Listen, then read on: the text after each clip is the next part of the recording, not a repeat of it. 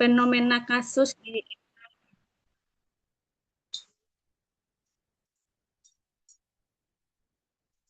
yang terhormat Bapak Indra Gunawan, SIP MAP, selaku Ketua Yayasan Rumah Indonesia Menulis, sekaligus Direktur SIP Publishing. Selamat malam, Bapak. Selamat malam, Mbak Ruli. Ya, kemudian yang terhormat Mbak Septi Ambarwati, beliau adalah penulis dari Wajah Baru Bullying.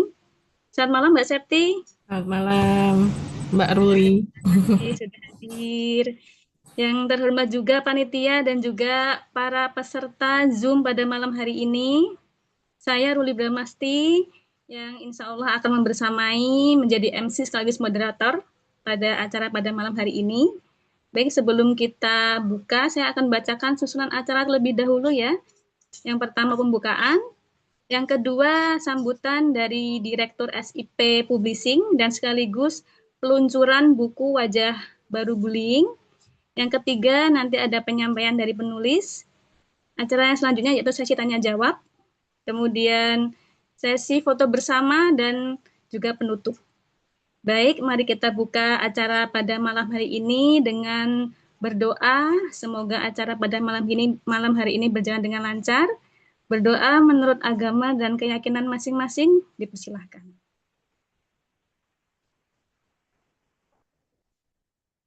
Baik, acara selanjutnya yaitu sambutan yang akan disampaikan oleh Bapak Indra Gunawan selaku Direktur SIP Publishing sekaligus peluncuran buku Wajah Baru Bullying. Kepada beliau kami persilahkan.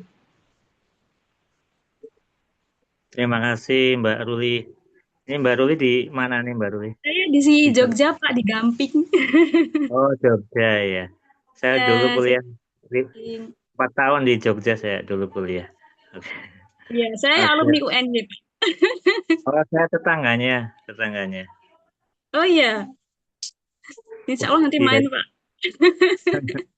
Oke. Bismillahirrahmanirrahim. Assalamualaikum warahmatullahi wabarakatuh. Selamat Waalaikumsalam. malam. Salam sejahtera bagi kita semua yang kami hormati. Penulis buku Wajah Baru Bullying, Bu Septi, dan juga moderator yang kami hormati Mbak Ruli, yang kami hormati pula teman-teman yang sudah hadir di ruang Zoom meeting. Ini ada 50 peserta. Ya, kalau di grup WhatsApp itu ada 225 peserta. Ya, alhamdulillah cukup banyak yang tertarik untuk mengikuti peluncuran dan diskusi buku dari Bu Septi ini ya. Kami ucapkan selamat kepada Bu Septi, bukunya telah terbit dan hari ini akan diluncurkan dan didiskusikan. Tentunya banyak yang penasaran ya, wajah baru bullying ini seperti apa. Kalau dulu saya masih kecil, waktu masih kecil itu ya TK pun sudah ada ya bibit-bibit apa ya bullying ya. Saya juga dulu pernah ada teman yang apa mintain uang ke yang lain, kemudian ya kekerasan-kekerasan gitu dari dulu sudah ada sebenarnya. Saya ngalami sendiri, menyaksikan sendiri dari TK, SD, SMP pun masih. Nah, kalau sekarang nggak tahu seperti apa, ini nanti Bu Septi akan cerita. Oh ini ya, Jimas Nur Rohman, saya juga korban bullying Kak dari SMP hingga SMA. Nah ini ternyata bullying ini dari zaman ke zaman ya. Ini selalu ada. Nah kenapa bisa ada nanti mungkin Bu Septi akan menjelaskan. Jadi saya ucapkan selamat kepada Bu Septi ya. Tentunya telah menulis ini tentunya dengan penuh perjuangan ya dan akhirnya nanti bisa dibaca oleh para pembacanya. Semoga nanti ada manfaat yang bisa diambil, banyak manfaat yang bisa diambil dari buku ini. Jadi ini ada 51 peserta yang nanti bisa mendengarkan dan juga diskusi.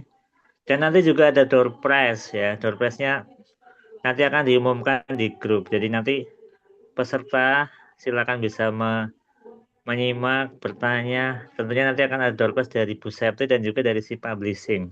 Gitu ya. Nanti pengumumannya akan disampaikan di grup.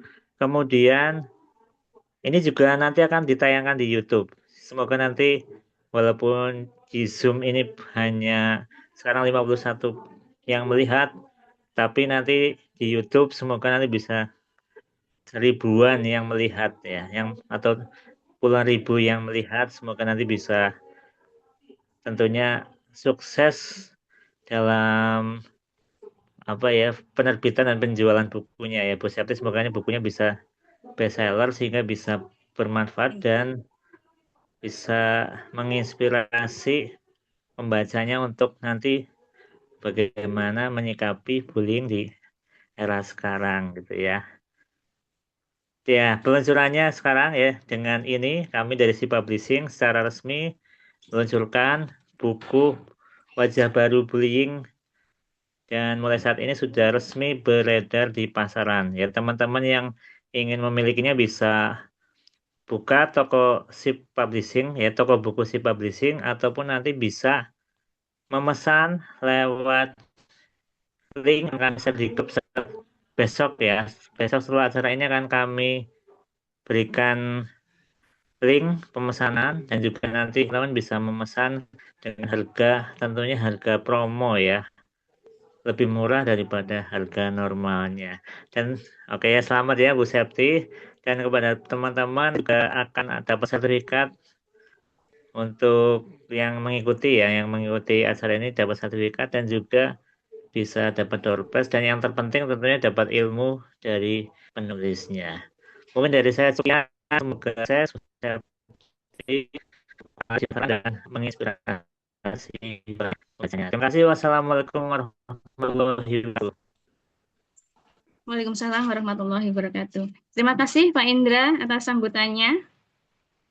Baik, acara selanjutnya yang ditunggu-tunggu ini ya, diskusi yang akan mengulas apa sih yang ada di dalam buku Wajah Baru Bullying ini, gitu ya.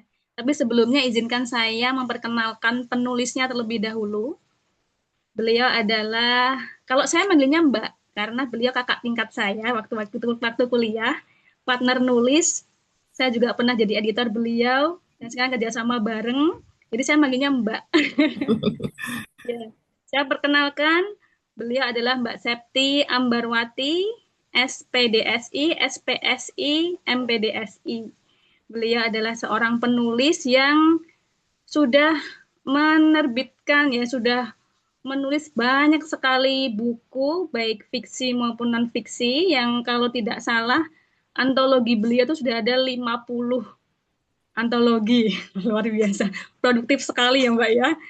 Kemudian novelnya ada 25 novel fiksi. Kemudian yang ini adalah buku non-fiksi yang keberapa Mbak?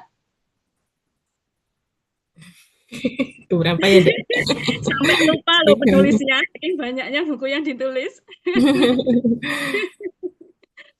Ini buku non-fiksi yang kesekian begitu ya, karena kebetulan saya juga pernah jadi editor buku non-fiksinya Mbak Septi juga. Dan beliau ini juga pegiat literasi, beliau juga sangat concern di bidang pendidikan, utamanya anti-bullying, hingga beliau akhirnya mendirikan Yayasan Zero Bullying Center. Beliau juga pendiri komunitas Ibu Peduli Bullying. Beliau juga pendiri Bullying Corner, dan sampai saat ini sudah sangat aktif di semua bidang yang berhubungan dengan pendidikan anti bullying. Luar biasa sekali. Baik, tidak usah menunggu lama-lama ya, sepertinya sudah tidak sabar. Karena dari judulnya saja begitu ya Mbak, itu sudah sangat menarik, Wajah Baru Bullying.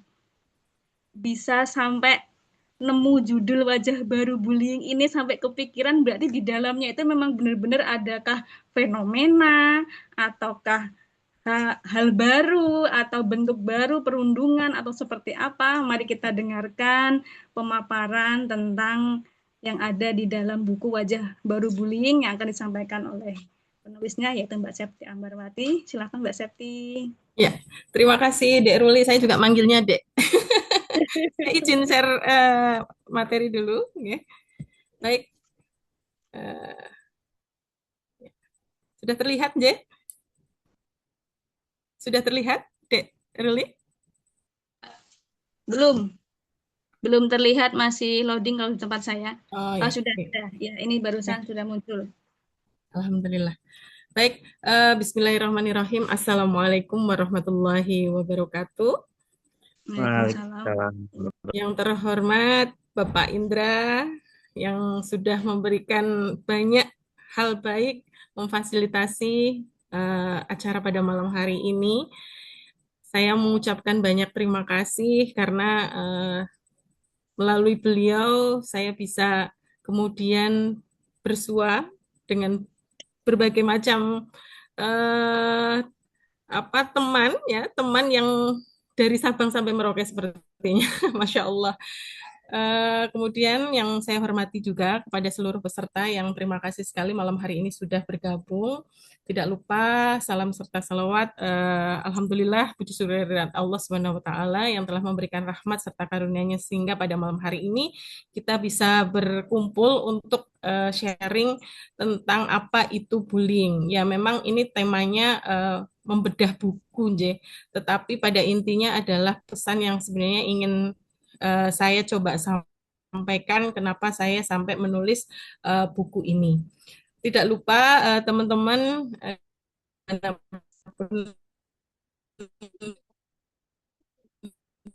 berada, ini disclaimer dulu, tahu segalanya, J, karena saya itu berencana itu untuk ketika saya sharing bullying itu betul-betul juga ingin belajar bersama berdiskusi bahwa kita mengupas bareng-bareng apa sih itu bullying dan fenomenanya tentu dari masing-masing dari kita itu pasti sudah punya pengalaman terkait dengan bullying. Nah, ini sebelum masuk ke materi, izinkan saya karena tadi juga sudah secara resmi diluncurkan gitu ya, langsung dari Pak Direktur SIP ya. Ini sedikit cerita saja. Saya prolog sampai ketemu di penerbit ini. Kemarin saya sempat ada acara literasi di Purwokerto. Saya mengisi di acara GOR. Saya mampir di standnya SIP, Masya Allah. Yang namanya ini ya. Saya kemudian beberapa kali ikut event dan juga punya antologi dari penerbit yang sama. Kemudian saya tergerak untuk bisa punya buku sendiri yang terbitan dari SIP. Dan selain itu saya lahiran di Purwokerto, saya kelahiran Purwokerto, jadi putra daerah, ada keterikatan ya, karena SIP itu ternyata alamatnya juga di Purwokerto, Masya Allah. Ya, izin Bapak Ibu yang saya hormati, mengawali kenapa tadi Dek Ruli itu Mbak Moderator menyampaikan kalau kok bisa sampai kepikiran membuat judul dengan wajah baru bullying. Jadi saya itu mengawali perjalanan anti bullying itu ketika saya sudah resign kerja pada saat itu tahun 2018. Saya bersama beberapa teman menghimpun satu wadah komunikasi terkait dengan bullying. Nah, itu dikasih nama komunitas Ibu Peduli Bullying karena kebetulan yang menginisiasi itu semuanya ibu-ibu. Ibu-ibu yang punya anak. Awalnya itu karena mereka itu sering cerita kalau anaknya itu dibully, tapi bingung di mana harus mencari wadah untuk sekedar sharing terkait dengan bullying. Nah, pada saat itu saya kepikiran gimana kalau kita gerak aja nih dengan tagline bergerak untuk peduli bullying, tapi khusus untuk ibu-ibu. Nah, perjalanan itu alhamdulillah ini di buku pertama non fisik saya tentang bullying itu juga dieditorin oleh Mbak Ruli ya. Kebetulan juga sempat menjadi satu nominator di Perpusnas. Alhamdulillah ini jadi kayak jalannya tuh Masya Allah dimudahkan padahal itu tulisan yang mungkin jauh sekali dari sempurna karena saya masih belajar sampai hari ini bahwa menulis ini adalah bentuk saya ikhtiar untuk menceritakan pengalaman perseputar anti bullying.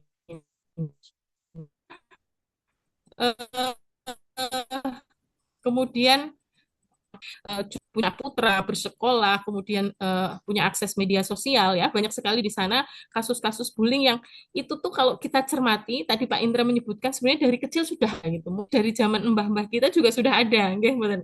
Tetapi ternyata semakin ke sini itu bentuknya itu semakin beragam, semakin berbeda, semakin ekstrim. Ya, terakhir itu tahun 2025 ya, saya juga sudah merekap beberapa kasus dengan Dek Ruli ini. Bentuknya itu sampai apa? Kenapa saya bilang ekstrim? Sampai ada yang berujung nyawa, kemudian ngebom hanya gara-gara latar belakangnya karena tindakan bullying.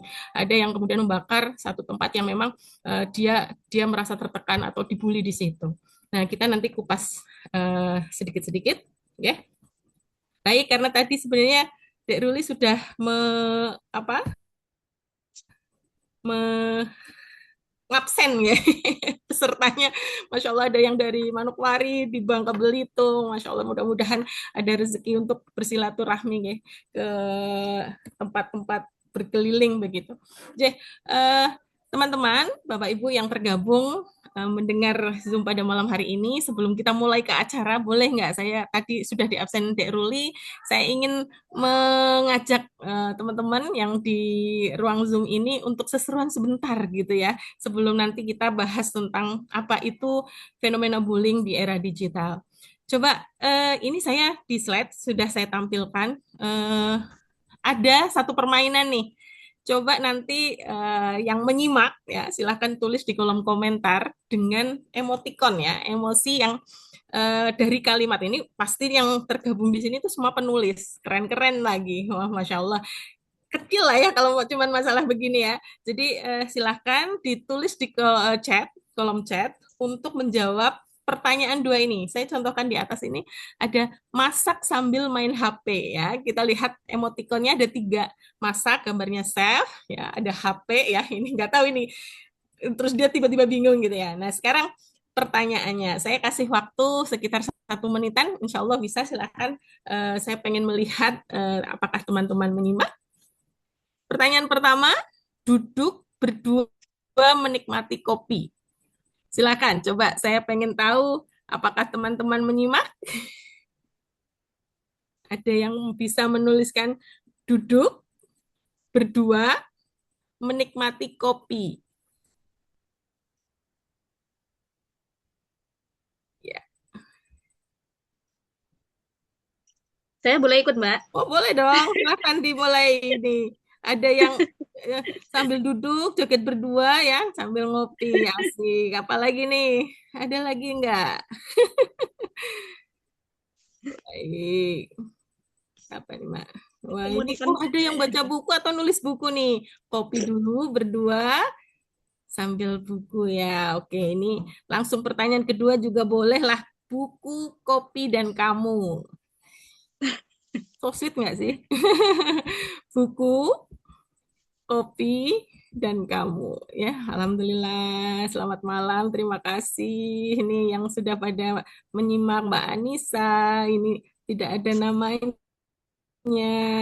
Terus kemudian siapa lagi nih? Baik, Mbak Dede, Mas Patrick, Mbak Mika, Masya Allah. Ya, ini ada yang nulis juga nih, minum kopi sambil baca kopi ya. Sambil menyimak ya, baik, Alhamdulillah. Terima kasih. Siap. Wah, ini kopi ya. Ini duduk sambil ngopi aja ya, sambil mendengarkan ya. Baik ya, Alhamdulillah. Wah, ada yang ada uapnya nih ya. NU. Ini ini penulis-penulis mah gampang ya kalau sudah ada imajinasi inspirasi langsung bisa nulis ya dahsyat. Oke, tanpa kamu kopi dan buku, masya Allah keren sekali. Baik, terima kasih teman-teman yang sudah menjawab seseruan malam hari ini. Kita langsung masuk aja ke materi berikutnya. Ya, ya. Jadi buku Wajah Baru Bullying ini alhamdulillah sudah terbit dan sudah mendapatkan ISBN dengan nomor yang seperti tercantum. Terima kasih sekali lagi kepada penerbit yang sudah memfasilitasi. Akhirnya saya bisa mewujudkan hasil pemikiran saya selama perjalanan di akhir-akhir ini tentang wajah baru bullying. Ya, ini mungkin tidak tidak masih masih banyak yang harus saya pelajari, tetapi paling tidak ini menjadi buah pikiran saya sebanyak 144 halaman bisa. Tapi dan nanti teman-teman kalau misalnya mau kepo ya boleh di apa namanya di Instagramnya atau langsung di toko bukunya juga ada atau via via langsung WA juga tersedia. Jeh. Nah, ini sudah dibacakan tadi. Baik, kita langsung ke materi bullying ya, teman-teman. Saya yakin teman-teman yang di sini, tadi juga Pak Indra sudah cerita ya, di zaman dulu itu sebenarnya sudah ada. Mungkin zaman simbah-simbah kita itu juga sebenarnya sudah ada. Sepakat nggak? Tetapi semakin ke sini, sejak saya pertama bergerak dalam dunia bullying, pada saat itu kenapa kami itu punya tagline bergerak untuk peduli.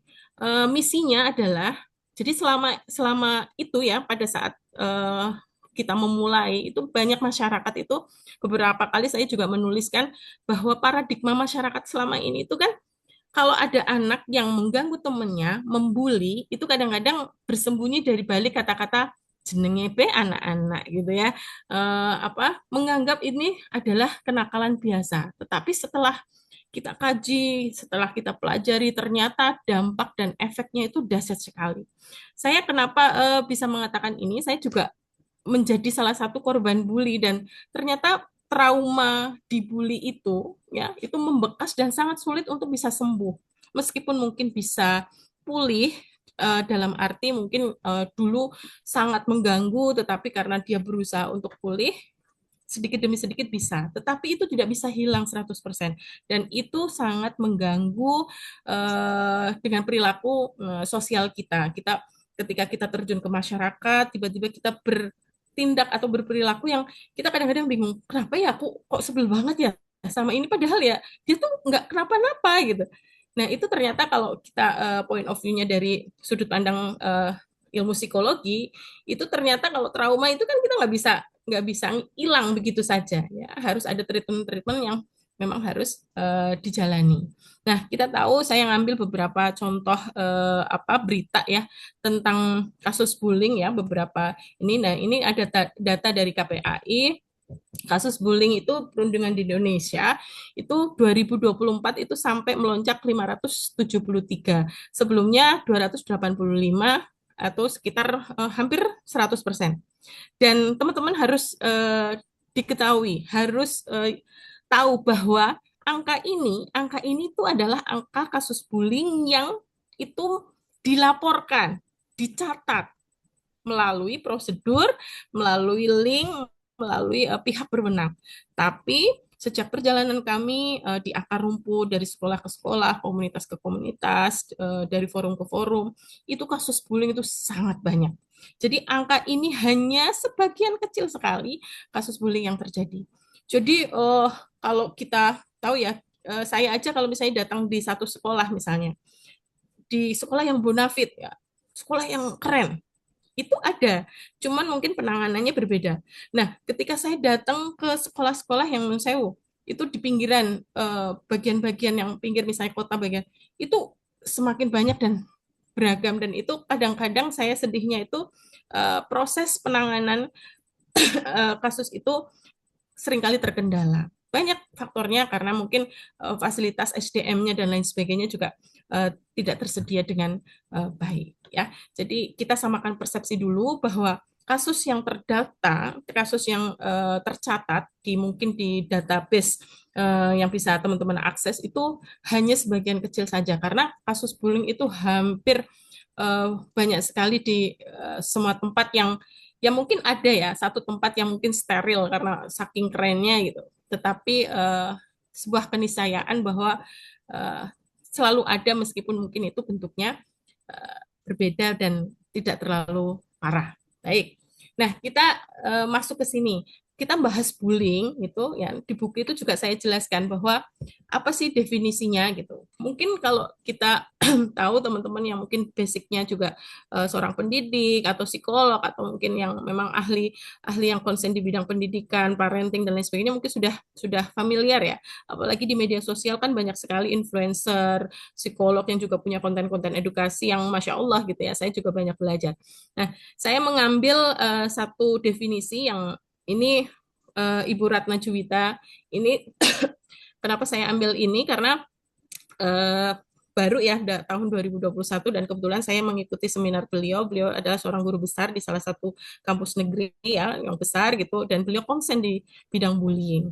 Jadi bullying ini didefinisikan menurut beliau itu adalah sebuah tindakan agresif dalam bentuk fisik, verbal, sosial psikologis yang secara sengaja direncanakan dan dilakukan. Yang pertama, orang ke orang, satu orang ke orang lain atau sekelompok orang ke sekelompok orang lain, sekelompok orang juga, atau satu orang bisa membuli satu kelompok juga bisa, atau kalau satu kelompok biasanya geng membuli satu orang. Ini yang sering terjadi, apalagi kalau teman-teman suka drakor ya, itu banyak film-film yang bullying itu seperti itu ya, satu geng membuli satu orang gitu ya, dicim gitu ibaratnya. Nah, uh, nah kadang-kadang itu tidak, kita kan saya sering ditanya sengaja dan enggak itu kan sebuah sesuatu yang abstrak. Kok bisa sih menyimpulkan itu sengaja apa enggak gitu. Jadi kita juga bisa menyimpulkan bahwa mempersepsikan bahwa tindakan ini nantinya selain disengaja itu akan terjadi lagi. Jadi kalau teman-teman nanti saya sampaikan ada 3 karakteristik bullying yang harus dipahami. Kan biasanya, lah aku diganggu, ini termasuk dibully enggak? Besoknya ternyata enggak. Besoknya sama-sama rangkulan, nonton film bareng-bareng, main bola dan lain sebagainya. Tidak ada konflik lagi, tidak ada tekanan mental lagi, ya. Itu berarti bukan bullying.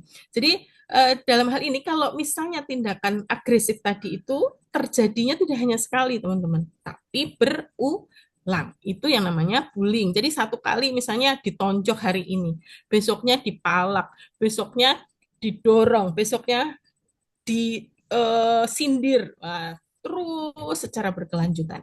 Nah, dalam jangka waktu yang relatif panjang, itulah kenapa coba kita refleksi ya. Aku dulu pernah diginiin dan aku kok ngerasa, misalnya lihat temen yang dulu selalu ngecek kita itu, rasanya nggak enak banget. Itu berarti ada satu memori yang itu memang tersimpan kuat di memori kita gitu loh, bahwa kejadian-kejadian dilakukan oleh teman kita itu ternyata membekas dan itu sangat berpengaruh dengan kondisi mental dan psikis kita. Nah, kemudian biasanya itu korbannya itu tidak berdaya melawan. Nah, ini jadi nanti kok bisa antara pelaku dan korban kalau misalnya berkelahi sama-sama kuat, itu yang satunya bisa melawan nggak kalau berkelahi? Ibaratnya senggol atau tawuran, sama-sama kuat. Nah, saya sering menganalogikan begini, kalau ketemu sama anak-anak SMP misalnya, kalian kalau di kelas suka di kelas di rumah misalnya rebutan remote ya, kakak sama adik, aku pengen nonton sinetron, aku pengen nonton bola, saling ya sama-sama kuat. Nah, itu analoginya seperti itu. Jadi kalau dia punya kekuatan yang sama, salah satunya tidak merasa tertekan, tidak merasa tidak berdaya, itu bukan bullying. Nah, apa saja sih 3 karakteristik bullying yang harus teman-teman ketahui? Ini juga saya jelaskan di buku panjang lebar ya tentang ini, dan juga saya sertakan pengalaman saya ketika ketemu kasus langsung di tengah masyarakat. Jadi 3 karakteristik bullying itu, yang pertama itu disengaja. Jadi pelakunya itu sengaja ingin menyakiti. Wah, ini banyak juga ibu-ibu yang suka nanya, loh Bu Septi, emang bisa ya kita tahu niatnya mau nyakitin gitu? Ya kita diberi kepekaan ya. Ketika ada orang yang tidak suka kemudian memang niatnya mau mencelakai kita, itu kita sama Allah tuh dikasih, oh iya ya, ini kayaknya nggak bener nih, pasti akan kerasa. Dan biasanya korban itu kerasa ini kalau sudah mau diganggu lagi, itu ada niat untuk menyakiti atau disengaja. Yang kedua itu tadi saya sebutkan, terjadinya nggak cuma sekali teman-teman, tapi berulang. Jadi kalau sekali selesai nggak ketemu lagi atau berteman, itu sudah bukan bullying tapi tindakan intimidasi, bisa jadi tindakan agresif, bisa jadi, tapi tidak masuk ke ranah bullying. Tetapi kalau hari ini dia diganggu, besoknya diganggu lagi, besoknya terus berkepanjangan, selama tadi ada yang peserta juga yang menuliskan saya dibully dari SMP sampai SMA. Nah, itu kan rentangnya panjang. Dan saya yakin nanti mungkin kalau tidak salah namanya Mas Dimas ya tadi, boleh cerita itu gimana bentuk bullyingnya, gimana rasanya, nggak enaknya sampai terngiang-ngiang. Syukur-syukur misalnya saya sudah pulih Bu Septi, wah alhamdulillah. Saya justru menjadikan itu jadi booster buat saya, wah itu keren banget gitu ya. Ya, seperti itu. Kemudian ada perbedaan kekuasaan antara pelaku sama korban itu jelas berbeda. Yang satu itu pasti merasa terintimidasi, merasa tertekan. Eh, Kekuasaan di sini artinya itu pengaruh ya, teman-teman. Jadi bukan yang dia badannya gede selalu dia yang menang gitu ya. Ini saya kan badannya besar nih ya. Masa sih kadang-kadang ada yang nanya, masa sih Bu Septi jadi korban bullying? Jangan salah. Catatan yang sering kita lupa, bullying itu bisa terjadi di mana saja, kapan saja dan menimpa siapa saja. Ya, yang cantik ya dibully, yang jelek ya dibully, yang kurus dibully, yang gendut dibully ya, yang keriting dibully, yang rambutnya lurus cantik dibully juga, yang kaya dibully, yang miskin dibully. Wah, pokoknya.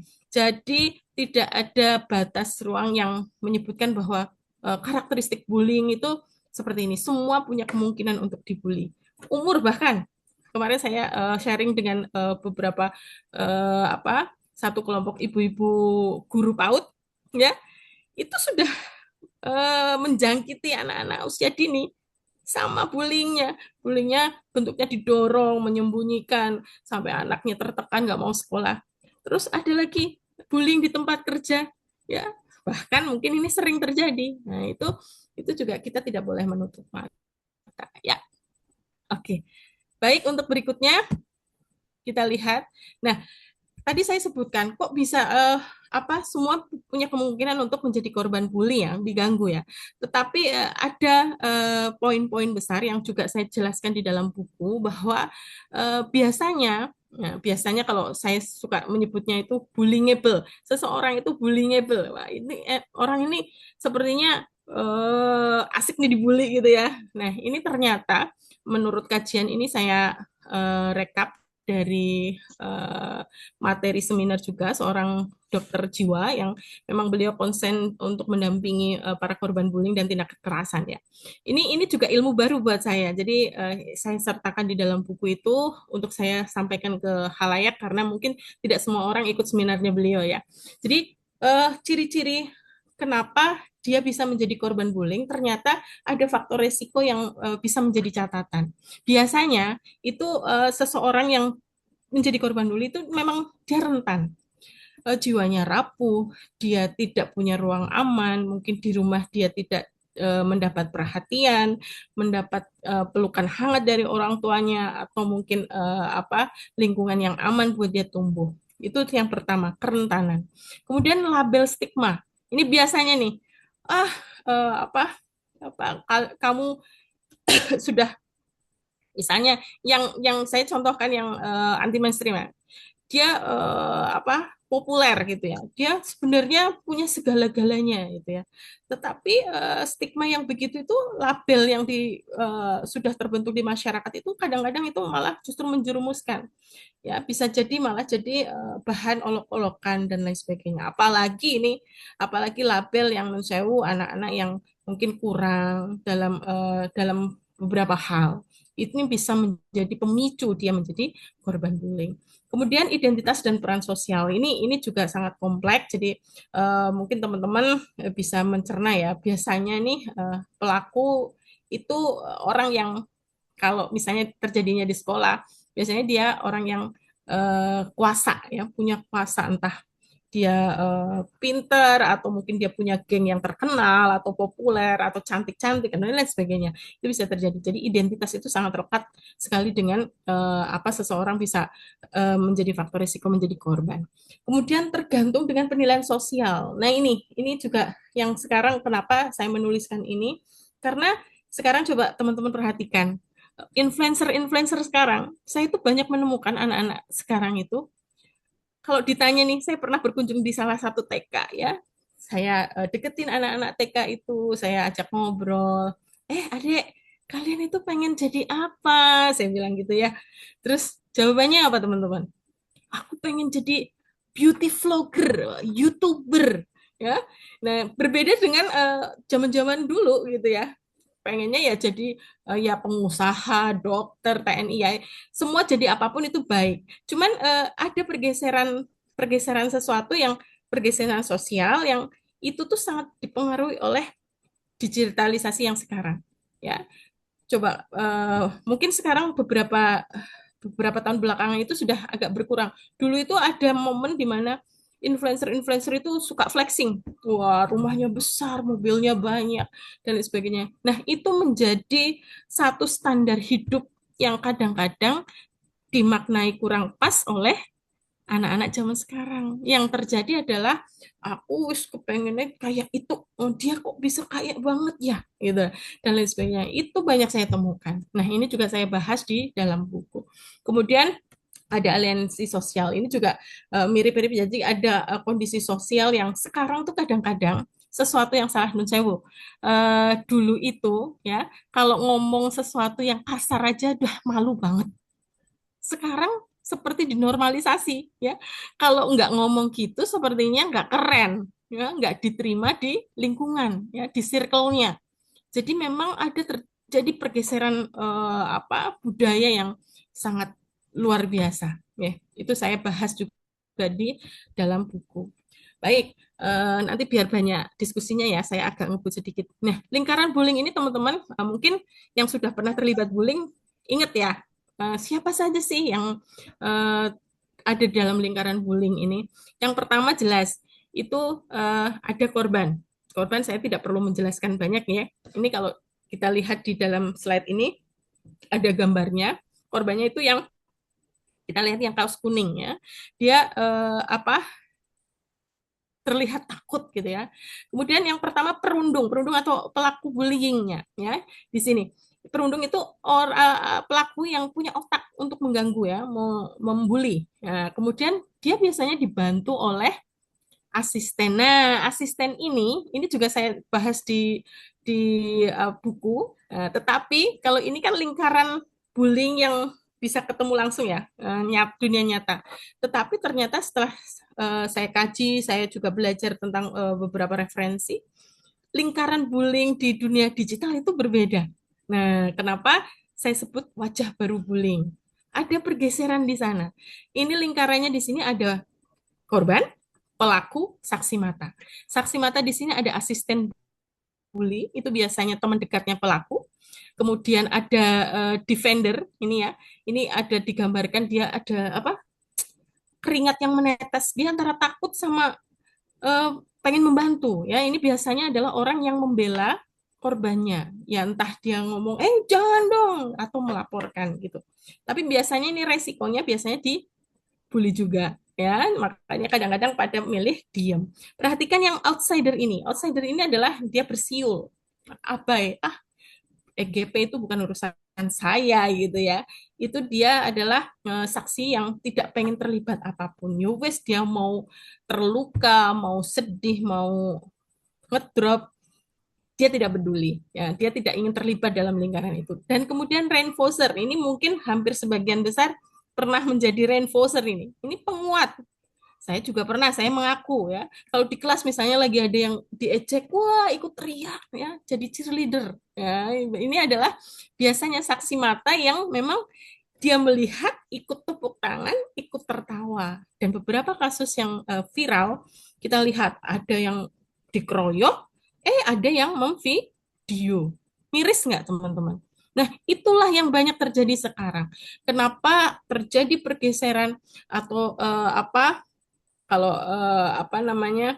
perubahan yang sangat signifikan. Kenapa wajah bullying yang dulu seperti itu, yang mungkin tidak ada teknologi, berubah menjadi semakin brutal. Bisa jadi yang direkam itu kemudian viral, ya kalau misalnya banyak orang yang kemudian menjadi lebih waspada. Kalau sebaliknya, menjadi inspirasi. Gimana? Oh ya, oh di sana membuli, wah akhirnya ikut-ikutan. Wah ini menjadi fenomena gunung es yang harus sama-sama kita cegah bersama. Nah, ini sepintas saja bentuk-bentuk bullying. Jadi bentuk bullying yang dulu itu fisik, bullying fisik ya. Bullying fisik itu semua terkait dengan fisik ya. Dicubit, dijambak, ditendang, ditonjok, cubit, ya, pokoknya yang melukai fisik. itu bullying fisik. Bullying verbal itu semua yang bersumber dari verbal, mengecek, menghina, menyindir, menggibah ya, dan lain sebagainya. Pokoknya korbannya itu merasa dibully. Nah, itu sudah masuk bullying verbal. Termasuk sebenarnya kalau bullying verbal bisa jadi bullying relasional juga. Bullying dengan pertemanan biasanya. Ada yang posesif, ada yang dikucilkan, ya, ada bullying yang kemudian tidak diajak bermain dan lain sebagainya. Ini biasanya banyak terjadi di anak-anak cewek. Kalau fisik biasanya kebanyakan laki-laki, tapi di fenomena sekarang salah.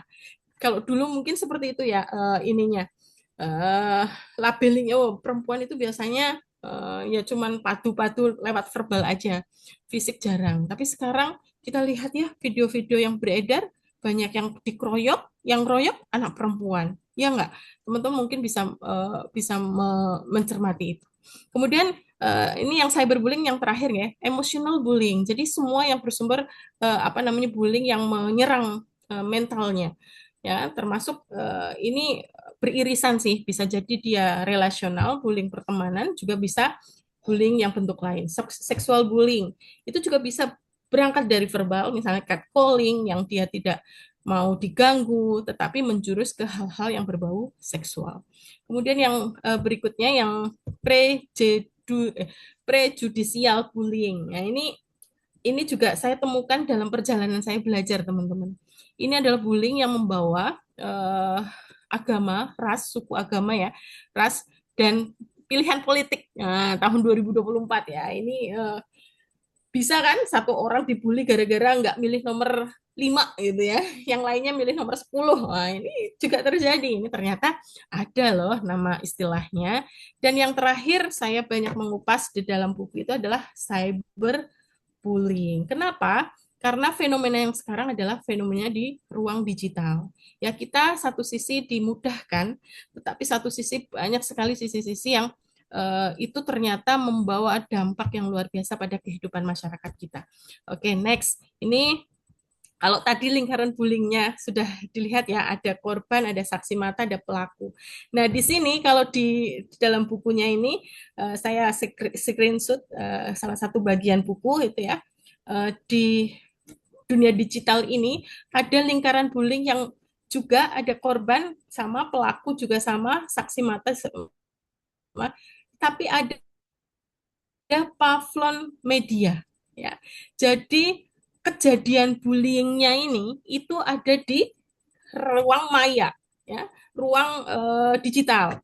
Bisa di misalnya media sosial, bisa melalui inbox email, misalnya email dulu zaman Yahoo Messenger ya, dulu yang sebelum X terkenal, Instagram, Friendster dulu mungkin pernah punya akunnya juga.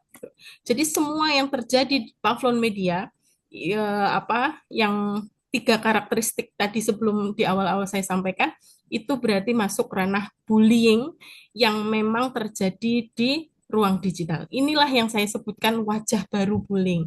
Jadi kalau teman-teman bisa lihat beberapa kasus ya, saya juga menyampaikan di dalam buku ada kasus-kasus yang sangat viral ya, baik di dalam negeri maupun di luar negeri ya.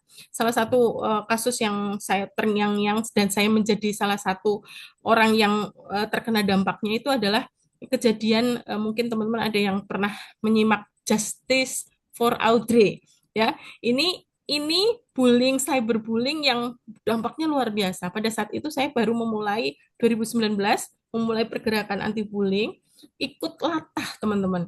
Jadi ketika ada tagar Justice for Audrey ini, saya karena merasa saya bergerak di bullying, saya ikut meng-up beritanya tanpa cross check dulu apa sih yang sebenarnya terjadi gitu ya. Jadi kasus Audrey ini benar-benar menjadi pukulan buat kami ya, terutama saya, karena kita tidak boleh latah. Jadi kalau ada yang kasus bullying yang viral, saya berusaha untuk 1 minggu, 2 minggu untuk mencermati. Yang kemarin terakhir sama Dek Ruli itu ada berita guru dibully oleh teman-temannya gitu ya, teman-teman guru yang lain. Setelah di cross check, medianya dicari tahu gitu, kita belum mendapatkan informasi utuhnya. Nah, ini yang kemudian menjadi fenomena baru dalam ranah bullying itu terjadi efek apa ya namanya, istilahnya itu di dalam buku itu saya sebutkan juga. Jadi istilahnya begini, analogi sederhananya ketika teman-teman eh, apa datang di sebuah danau itu, permukaan airnya tenang, kemudian kita lempar dengan batu, yang terjadi apa? Ada gelombang kecil yang semakin lama semakin melebar. Nah, itulah yang terjadi bullying yang kalau terjadi di dunia digital.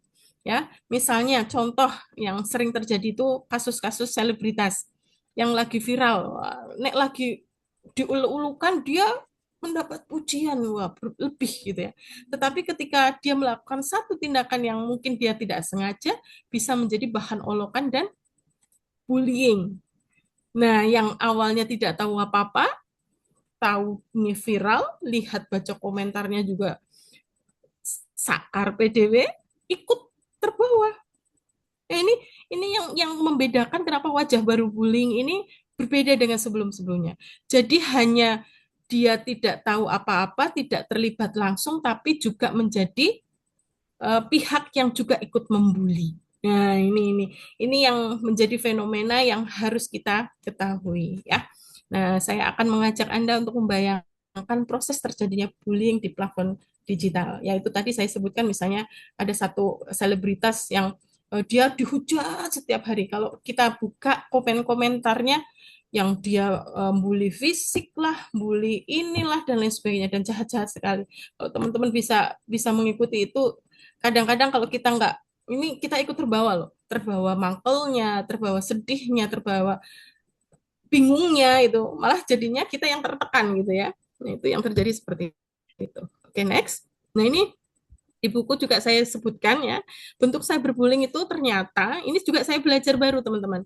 Itu ada beberapa istilah-istilah yang itu kalau kita cermati sudah banyak memakan korban. Mungkin teman-teman di sini yang aktif di media sosial mungkin jadi konten kreator atau menjadi penulis yang memang apa konsen dalam dunia digital ya. Tidak apa-apa, dunia digital itu memang menarik dan kadang-kadang juga mendatangkan banyak keuntungan gitu ya. Tetapi juga kita tidak boleh menutup mata. Kita perhatikan ini saya rangkum di sini. Mungkin sudah ada yang mengenal ya, ada Fleming, kemudian harassment, terus banyak sekali ini, sekitar beberapa. Dan ini semua itu kalau kita perhatikan fenomenanya di ruang digital, ya, ya kalau misalnya lebih mudahnya itu, coba teman-teman kalau ada kasus yang viral, cek kolom komentar dan perhatikan FYP atau viralnya kemana-mananya seperti apa. Ya, saya contohkan di buku saya itu kasus-kasus yang ini, yang poin referen ini ya porn ya, ini balas dendam tapi didasari oleh apa namanya kasus pornografi ya. Ini saya sebutkan di dalam buku itu ada kasus di Pandeglang kalau tidak salah. Ingat itu di sana itu ada sepasang kekasih yang putus, satunya itu mengancam dan lain sebagainya, itu menjadi apa tindakan-tindakan yang di luar nalar. Akhirnya apa korbannya merasa terintimidasi, kemudian kalau tidak salah sampai berujung nyawa. Nah, ini juga saya sebutkan beberapa contoh kasus di dalam buku. Gitu ya. Ini contoh sederhana. Nah, ini saya rekap sedikit tentang kasus bentuk bullying di ranah digital ya yang terkenal ya. Ini saya juga jabarkan di dalam buku ini. Ada kasus Amanda Michelle tahun 2012. Ini sedih banget ini kasus ini ya. Ya teman-teman kalau mau tahu boleh searching di internet atau mungkin beli di buku juga boleh itu ya. Di buku saya juga saya sebutkan. Kemudian yang Audrey saya tadi bilang, kemudian ada cyberbullying para selebritas. Kalau di Indonesia mungkin tidak terlalu banyak fenomena non sewu mengakhiri hidup ya. Tetapi kalau di luar negeri, misalnya yang suka drakor nih, aktor-aktor Korea ya, yang memang mungkin dari sisi keyakinan agama itu berbeda dengan apa warga Indonesia gitu ya. Jadi ketika dia sudah terpojok, akhirnya dia putus asa dan lain sebagainya. Tapi ini menjadi catatan saja. Kemudian ini kasus yang tadi juga saya sebutkan. Nah ini yang terakhir nih, ya, perlu teman-teman ketahui tahun 2025 kemarin, yang mungkin teman-teman menyimak ya kejadian di Jakarta, ya, yang ada bom. ya, yang lagi sholat Jumat, terus kemudian anak ini membawa merakit sendiri dan lain sebagainya. Setelah ditelusuri, setelah ini ternyata ini sudah rilis ya oleh pihak berwajib menyebutkan bahwa anak ini tuh sering dikucilkan, dia tidak punya teman.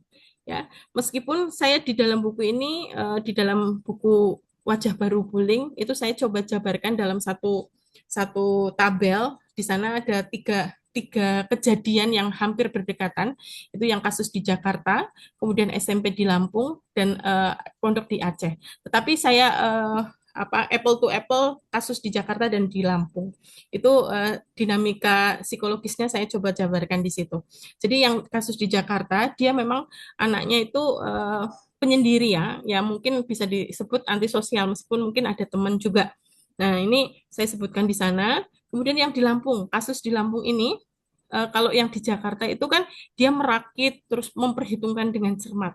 Kalau yang di Lampung ini kasus yang anak usia SMP, kelas 2 SMP itu tiba-tiba dia mengambil gunting yang ada di laci, kemudian mohon maaf menusukkan ke perut temennya sampai meninggal. Dan konon ceritanya pelaku penusukan itu adalah korban bullying dari yang ditusuk itu tadi. Jadi fenomena ini ya itu benar-benar nyata di depan mata kita. Dulu mungkin tidak terlalu ekstrim ya, tapi sekarang itu bentuknya ekstrim itu. Apalagi yang di Jakarta ini, dia sudah bisa akses di inspirasi dari apa link-link gelap ya, mungkin idealisme atau dia terinspirasi ke di luar negeri ya, tindakan-tindakan kejahatan yang itu tuh kalau untuk nalar ya, masa sih anak SMA bisa sampai di titik itu gitu. Itu saya juga pas di dalam buku. Oke. Yang kemudian di Aceh itu juga ada anak santri yang tiba-tiba membakar ya. Dia tujuannya sebenarnya pengen membakar yang membulinya. Tapi kemudian yang rugi adalah seluruhnya ya, seluruh pondok pesantrennya gitu. Itu juga dia korban bullying yang kemudian dia tidak punya tempat bercerita, tidak punya teman, akhirnya dia melakukan tindakan-tindakan yang di luar. Dan itu sangat berpengaruh dengan kondisi kesehatan mental. Bullying itu bisa meningkatkan kecenderungan seseorang itu mengalami gangguan mental. Kesehatan mental itu juga sangat berhubungan erat itu dengan kasus-kasus bullying. Jadi masalah kesehatan mental meningkatkan kecenderungan seseorang mengalami bullying. Ya, ini sebuah fakta. Ini saya juga rangkum, saya cantumkan di dalam buku dari beberapa sumber. Oke. Baik, seperti itu dan ini hanya gambaran saja. Nah, dampak bullying ini biasanya mungkin teman-teman nanti bisa sharing atau cerita gitu ya bahwa dampaknya itu luar biasa ya.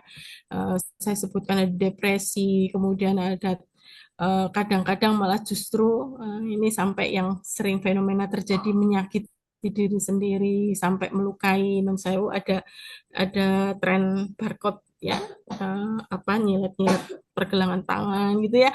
Itu juga itu sebenarnya bentuk dari coping coping stres yang dia sebenarnya punya tekanan-tekanan yang dia tidak bisa menceritakan itu ya nanti bisa dibaca dan ini bisa juga sampai ke jadi teman-teman kalau misalnya tiba-tiba teman-teman merasa asam lambungnya naik migrain jangan-jangan itu adalah karena dampak pikiran yang awalnya sebenarnya aku tuh nggak apa-apa gitu tapi setiap hari dia diganggu setiap hari dia merasa tidak aman berangkat sekolah mau nggak mau tubuh itu tidak merespon baik.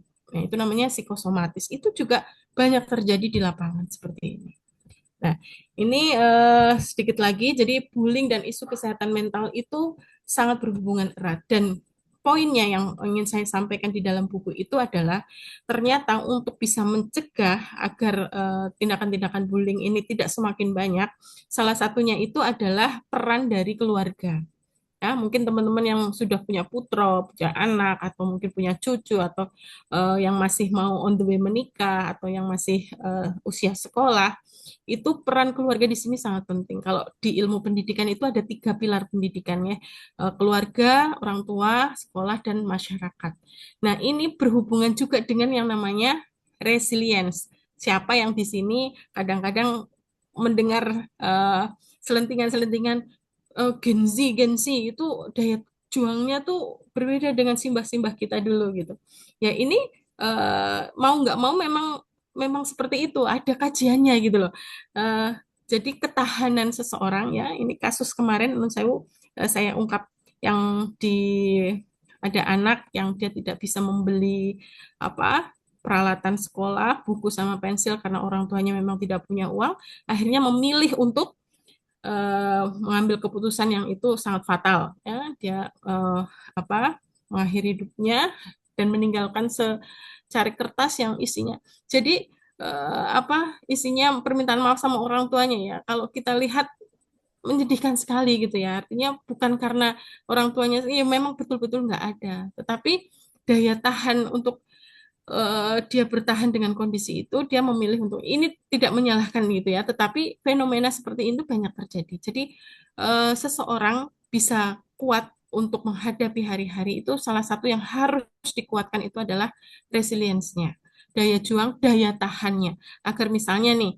anak-anak atau mungkin teman-teman pergi ke luar rumah di tempat kerja, di sekolah itu siap menghadapi segala macam kondisi. Ya dicemooh ya dia tetap gimana caranya biar dia tetap etol gitu ya, tetap nggak apa-apa gitu. Meskipun hatinya sakit, tapi dia bisa meregulasi emosi dengan baik seperti itu ya. Jadi ini sangat berhubungan erat dengan ketahanan, bullying dan resilience. Jadi sekarang di sini di dalam buku ini juga saya jelaskan hubungannya apa, langkah-langkahnya seperti apa, kenapa kok resilience itu penting untuk ditumbuhkan terus atau diajarkan ke anak-anak kita, yaitu karena dengan begitu kita kan nggak bisa, orang tua itu nggak bisa ngawasin anak 24 jam. Ya, yang bisa kita lakukan adalah kita kuatkan anak. Ya, kita dengan berbagai cara biar anak itu bisa siap ketika terjun ke masyarakat. Itu saya juga jelaskan, termasuk mempersiapkan anak-anak untuk bisa kendali emosi, ya, mengenali emosi, sedihnya kayak gimana, marahnya kayak gimana. Karena begini, di dalam buku ini juga saya sebutkan, kenapa anak-anak sekarang cenderung agresif, suka ngamuk misalnya. Coba teman-teman perhatikan yang suka ngegame, ya. Ternyata screen time, akses anak ke apa hal-hal yang berbau digital ya, entah itu game, media sosial, itu sangat berpengaruh ke otak. Bahkan di dalam buku itu saya juga jelaskan tentang scroll-scroll video pendek ya. Saya tuliskan di sana juga ada dinamika psikologisnya. Kenapa otak merespon video pendek itu bisa mempengaruhi kondisi psikis seseorang. Itu saya juga jelaskan di sana. Jadi scroll misalnya kita scroll, kalau saya biasanya suka scroll makanan ya. Wah, enak nih, cuman sepintas saja tiga detik set wah nggak menarik scroll lagi terus yang tadinya sebenarnya mau melakukan sesuatu yang manfaat akhirnya 1 jam muspro hanya untuk scroll ternyata secara teori itu ada loh penjelasannya dan itu saya tuliskan di dalam buku itu gitu ya dan mungkin teman-teman nanti kalau penasaran ya boleh di ini yang terakhir jadi teman-teman, salah satu hal yang bisa kita ikhtiari, apapun peran kita, kita sebagai ibu, kita sebagai guru misalnya, kita sebagai warga masyarakat, itu punya kewajiban untuk sama-sama berperan, ya paling tidak menciptakan lingkungan yang positif. Salah satunya itu meskipun di dunia digital kejadiannya, tetapi dengan kita punya apa namanya modal atau pemahaman yang baik terkait dengan penanganan dan pencegahan bullying, insya Allah kasus-kasus bullying itu bisa tidak terlalu berdampak. Ya, mungkin tidak mungkin sampai hilang 100% ya, tetapi yang bisa kita ikhtiari adalah kita berusaha menjadi bagian peduli dengan itu. Karena apa? Kejadian cyberbullying atau bullying yang fenomena yang terjadi di dunia digital itu sangat berpengaruh besar sekali dengan kejadian di dunia nyata. Sekarang yang terjadi degradasi moral ya, budaya itu sudah sangat bergeser dan itu semua bersumber dari yang namanya benda pipih ini atau internet atau dunia digital. Inilah yang coba saya paparkan di dalam buku. Fenomena wajah baru bullying ini perlu diwaspadai, perlu disiapkan bahwa kita itu cukup tidak hanya cukup tahu tapi gimana caranya biar kita bisa mengambil tindakan langkah yang tepat ketika misalnya kita dihadapkan dengan situasi seperti ini. Termasuk tugas orang tua untuk bisa membelajarkan anak-anak gimana caranya bermedia sosial yang baik dan bijak, literasi digitalnya juga jalan ya. Kalian boleh akses internet tapi yang baik ya.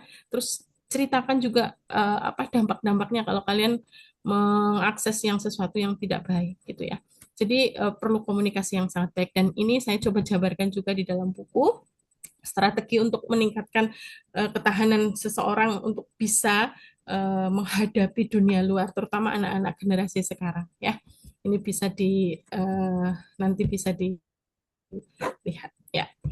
Nah ini saya sedikit bagi tipsnya. Kalau misalnya ditanya, saya sering ditanya, gimana Bu Sakti kalau ngajarin anak-anak untuk terhindar dari bullying ya. Ini kita point of view-nya korban. Saya biasa menyampaikan 5 aturan jari tangan ini teman-teman. Ini kata ahli ya. Ternyata setelah saya cari tahu itu ada penelitian juga yang menyebutkan jika seseorang anak itu bisa mengatakan tidak suka dengan ini, misalnya dia dibully ya. Terus misalnya dipanggil nama orang tuanya, bejo bejo bejo gitu. Sorry ya, nama bapakku itu, jangan panggil itu, namaku Sakti gitu ya. Itu ternyata eh, ada penelitiannya sekian 53 detik yang pertama ketika korban bullying itu bisa mengatakan tidak suka atau melawan, sedikit melawan, itu pelaku itu proses di kepalanya itu dia berproses bahwa kok korbannya begini ya gitu ya. Ini ternyata relevan dengan tips ini. Yang pertama abaikan dan pergi. Eh, jadi ketika anak-anak misalnya mau dibully, abaikan aja. Nah, ketika pelaku dibegitu kan, dia berpikir 2 kali untuk melakukan lagi. Ya, ini ternyata ada penelitiannya. Yang kedua, lakukan lagi. Karena pengulangan ini juga akan memperkuat, oh, ini orang mempan saiki kok anaknya juga semakin semakin nggak peduli nih, gitu ya. Nah, yang ketiga nih yang paling penting, katakan aku tidak suka ini. Ajarkan anak untuk self defense. Jadi teman-teman ketika dibully juga harus punya self defense. Misalnya, hey gendut, gendut gitu. Jangan panggil aku gendut, aku septik gitu ya. Misalnya gendut tapi cantik, so what gitu ya. Itu salah satu bentuk self defense. Nah, ketika korban berani begitu, itu pelaku itu akan berpikir 2 kali untuk mengganggu lagi. Nah, kalau sudah parah teman-teman, itu teman-teman wajib cerita ya, karena emosi yang ditahan, ketidakenakan yang ditahan itu lama-lama itu bisa meledak. Nah, ini yang paling berbahaya. Itulah kenapa terjadi kasus-kasus yang tadi saya sebutkan. Yang terakhir itu adalah laporkan. Kalau memang itu sangat berbahaya dan itu sangat mengganggu, silahkan teman-teman melaporkan. Kalau di sekolah ya laporkan ke kira-kira yang kalau dulu di aturan sebelumnya itu ada TPPK. Ya, ada tim yang memang untuk pelaporan itu. Kalau misalnya sudah membahayakan sekali, ya laporkan sampai ke pihak berwajib karena itu sudah melanggar hukum. Baik, mungkin ini peran keluarga, sekolah, dan masyarakat itu sangat penting. Jadi mari kita sama-sama bergandengan tangan. Sedikit hasil pemikiran saya di wajah baru bullying ini, mudah-mudahan harapan saya itu bisa membuka mata masyarakat lagi bahwa bullying itu memang ada, tetapi bentuknya sekarang itu juga harus dikenali bahwa terjadi pergeseran dan perubahan yang sangat signifikan dan itu harus kita cegah bersama-sama, jangan sampai muncul lagi korban-korban berikutnya, muncul lagi kasus-kasus yang semakin merugikan masyarakat. Gitu. Ini mungkin slide terakhir. Terima kasih atas ini, mudah-mudahan nggak bosan karena saya agak ngebut dan banter gitu ya. Ini kalau mau kenalan lebih jauh lagi, kami terbuka. Saya bersama Dek Ruli itu di awal tahun ini alhamdulillah dikasih kesempatan untuk mulai bergerak fokus lebih jangkauannya lebih luas. Kalau dulu pergerakan sosial, sekarang ada yayasan di Zero Bullying Center. Jadi kami terbuka dengan kolaborasi. Kalau misalnya ada teman-teman yang pengen sharing seputar bullying, silahkan bisa menghubungi kami di sini. Dan terima kasih, saya tunggu ceritanya, saya tunggu ilmunya dari teman-teman, pengalamannya terkait dengan bullying ini. Saya kembalikan kepada Dek Ruli. Terima kasih, mohon maaf kalau banyak kesalahan. Assalamualaikum warahmatullahi wabarakatuh. Terima kasih. Waalaikumsalam warahmatullahi wabarakatuh. Ya, terima kasih Mbak Septi, luar biasa pemaparannya ya. Begitu lengkap dan sangat komplit dan sangat saya rasa sangat bisa dipahami begitu ya dengan banyaknya kasus bullying yang sudah terjadi di Indonesia, apalagi selama tahun 2025 kemarin ya, kita juga dari Zero Bullying Center juga sudah melakukan refleksi, ada kenaikan kasus yang begitu signifikan 100% lebih dengan 25 korban meninggal dunia, itu sangat memprihatinkan begitu. Dan yang memang bullying untuk sekarang ini memang lebih halus ya Mbak, karena tidak terlihat di dunia nyata, tapi di dunia maya, tapi efeknya itu lebih ekstrim begitu ya. Dan ini sudah banyak sekali Mbak yang bertanya. Oke, langsung saja ya kita masuk ke sesi tanya jawab. Ini yang bertanya via chat di room ini banyak sekali. Ada dari Mbak Ni yang bertanya nih Mbak, apakah bullying juga terjadi di kalangan ibu-ibu seperti disindir, dipanas-panasi, terus-terusan? Kalau sikap seperti itu bagaimana cara menghindarinya begitu Mbak? Itu pertanyaan dari Mbak Ni ya, Ibu Ni. Mau dijawab dulu atau pripun, Dek Ruli? Mau Dijawab dijawab dulu. dulu boleh Oh Mbak? ya, siap. Biar Ya, satu-satu. terima kasih Bu Ni ya atas pertanyaannya. Sebenarnya itu keresahan bersama-sama karena saya juga ibu-ibu. Jadi jelas ya tadi saya sebutkan bahwa bullying itu bisa menimpa siapa saja Bu, termasuk bullying di lingkungan dewasa. Hanya mungkin yang membedakan itu adalah sikap menanggapinya. Ya, kalau ditanya, kalau ini sifatnya subjektif ya. Kalau ibu nanya ke saya kalau di seperti itu kan, itu saya akan berusaha tegas. Artinya eh, kita kan sudah dewasa ya dalam arti itu kadang-kadang kalau saya dibegitukan itu satu langkah biasanya yang saya lakukan kalau itu benar-benar menguras emosi saya, benar-benar menguras pikiran saya berusaha untuk sedikit menghindar, tetap baik, tetap menjaga silaturahmi tetapi tidak apa berinteraksi secara intens.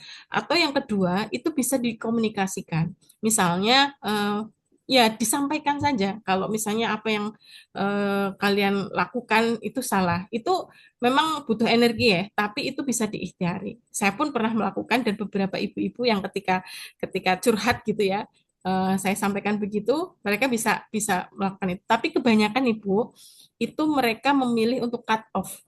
Ya, misalnya itu forumnya itu bisa untuk kita hindari dalam arti apa daripada kita tersedot energinya berlebih, kita berusaha untuk membatasi. Ada yang namanya boundaries ya, batasan-batasan yang harus kita jaga ya.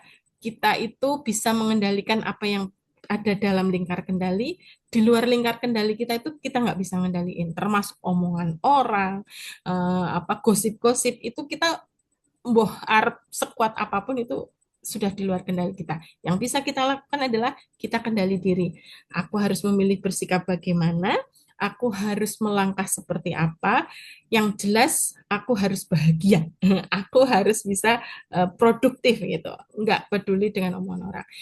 Bu, memang ini teori, tetapi Bu Septi itu kan ya kadang susah. Iya, saya tahu dan saya mengalami, tapi itu bisa diikhtiari. Kita bisa memilih mau seperti apa kita menghadapi situasi seperti itu. Mungkin gitu ya. Ini apa jawabannya subjektif gitu ya, tetapi itu yang bisa saya sampaikan. Mudah-mudahan terjawab. Matur nuwun.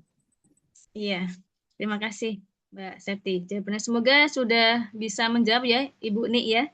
Nah, ini pertanyaan selanjutnya Mbak dari Ibu Herlin di Singkawang, Kalimantan Barat. Insya Mohon Allah. materinya nanti ya Kak Septi ya, insya Allah nanti akan kami share Ibu. Kemudian pertanyaan beliau, bagaimana cara kita menghentikan bullying saat kita melihat terjadi pada orang lain itu di depan mata, begitu Mbak? Yeah. Ini penting banget ya. Karena tidak semua orang punya asertif ya, tidak semua orang punya keberanian untuk bisa mengkat. Saya sendiri Ibu, kadang-kadang nih ya, saya mungkin bergerak di dunia bullying. Tapi bukan berarti saya terus kemudian wah sempurna. Mungkin Bu Sakti itu terbebas dari bullying ya. Saya juga ibu-ibu biasa. Contoh nih, kalau saya di rumah ya, anak-anak saya lagi capek, anak-anak saya rewel gitu ya. Yang tadinya, Dek tolong, Nanya, nanya, nanya, nanya. Saya pun mengalami gitu ya. Pun ketika misalnya di luar ya, ketika saya melihat, itu anak tetangga misalnya, eh, saya lebih memilih tidak menegur langsung, tetapi gimana saya melakukan pendekatan itu perlahan. Jangan sampai reaksi kita itu menimbulkan reaksi baru.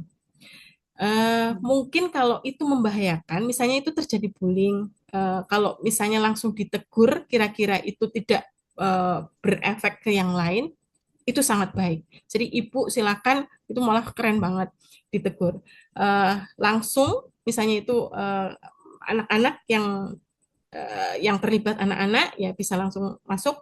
Kalau itu tidak membahayakan ibu, nggih, itu tidak apa-apa. Tetapi kalau misalnya itu dalam kondisi yang berbahaya ya jangan.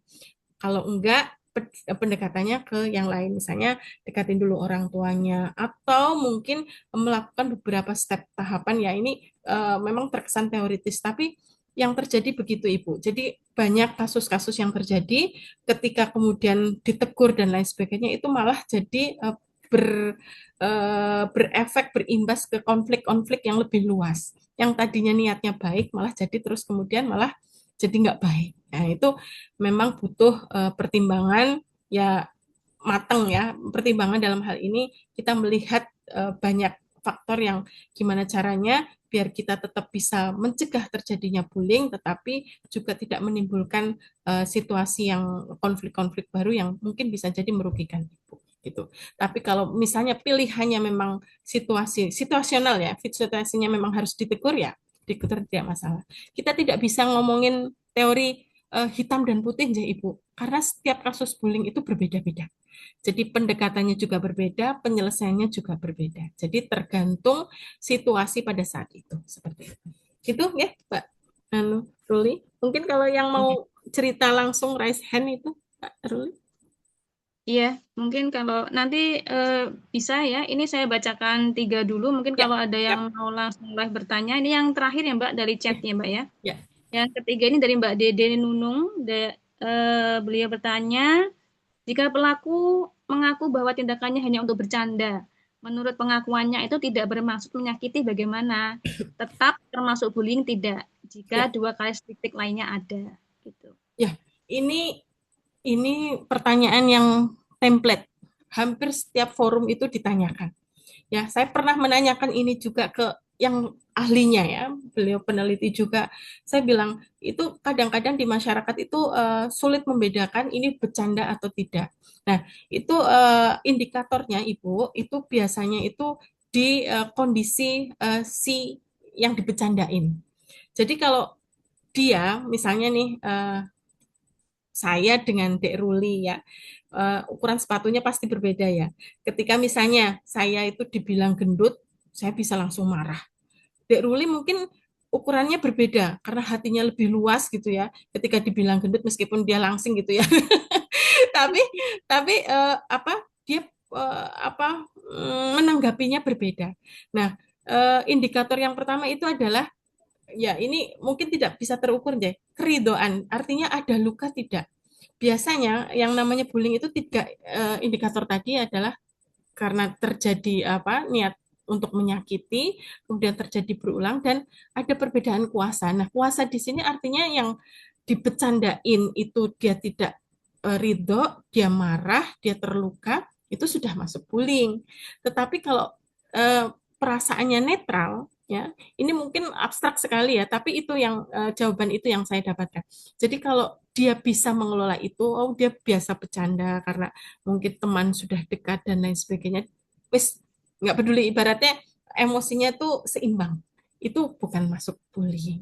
Nah itu sekali lagi kejadian-kejadian seperti itu tidak bisa saya bilang hitam dan putih, itu selalu ada ranah abu-abu dan selalu setiap kasus itu berbeda pendekatannya, berbeda penyelesaiannya, berbeda tips-tips cara untuk bisa menetralisir kondisi seperti itu. Gitu, Ibu. Ya. Jadi kalau ditanya bercanda karena niat bercanda gitu, kita lihat efek ke korbannya seperti apa gitu. Ya, baik. Terima kasih, Mbak. Baik, ini akan saya beri kesempatan 3 penanya langsung bisa di-on-kan ini mikrofonnya ya. Bagi yang ingin bertanya bisa langsung bertanya, baik. Ada yang ingin bertanya langsung?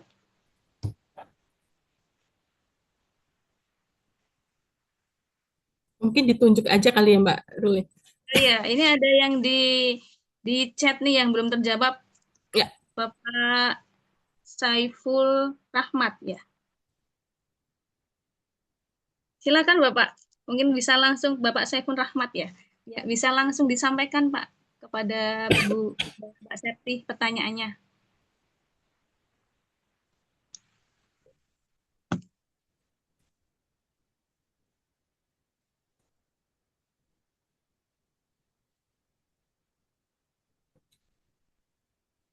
Jadi ini banyak yang mau sharing. Silakan Bapak. Ya.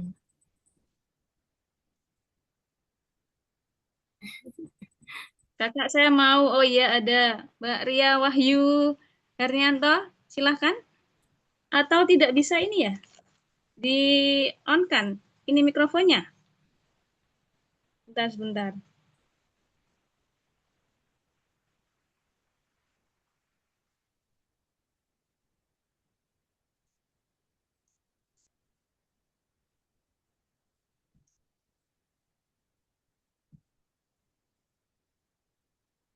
Sudah bisa?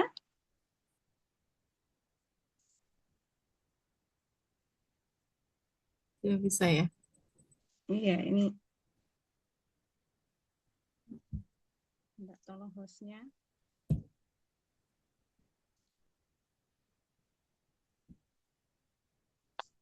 Ya. Mbak Ria tadi ya? Iya. Ya, silakan Mbak Ria. Ini Ya. sebenarnya awalnya tuh mau sedikit cerita dulu, tapi habis itu saya mau bertanya tentang apa namanya yang saya rasakan setelah mendapatkan bullying itu. Boleh? Silakan. Jadi Boleh dulu dong. waktu Iya, boleh.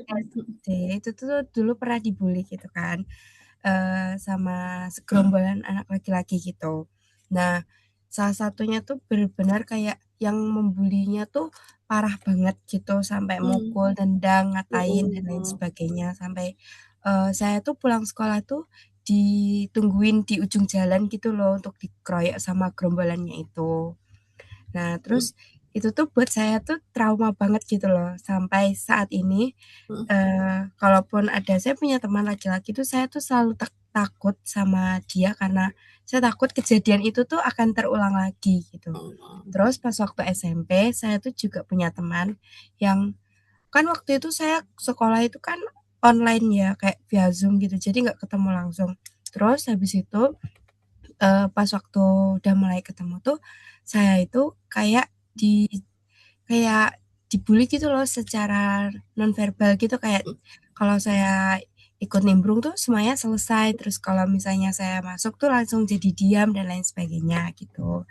Terus pas waktu jalan gitu ngelewatin segerombolan teman-teman, segerombolan circle gitu.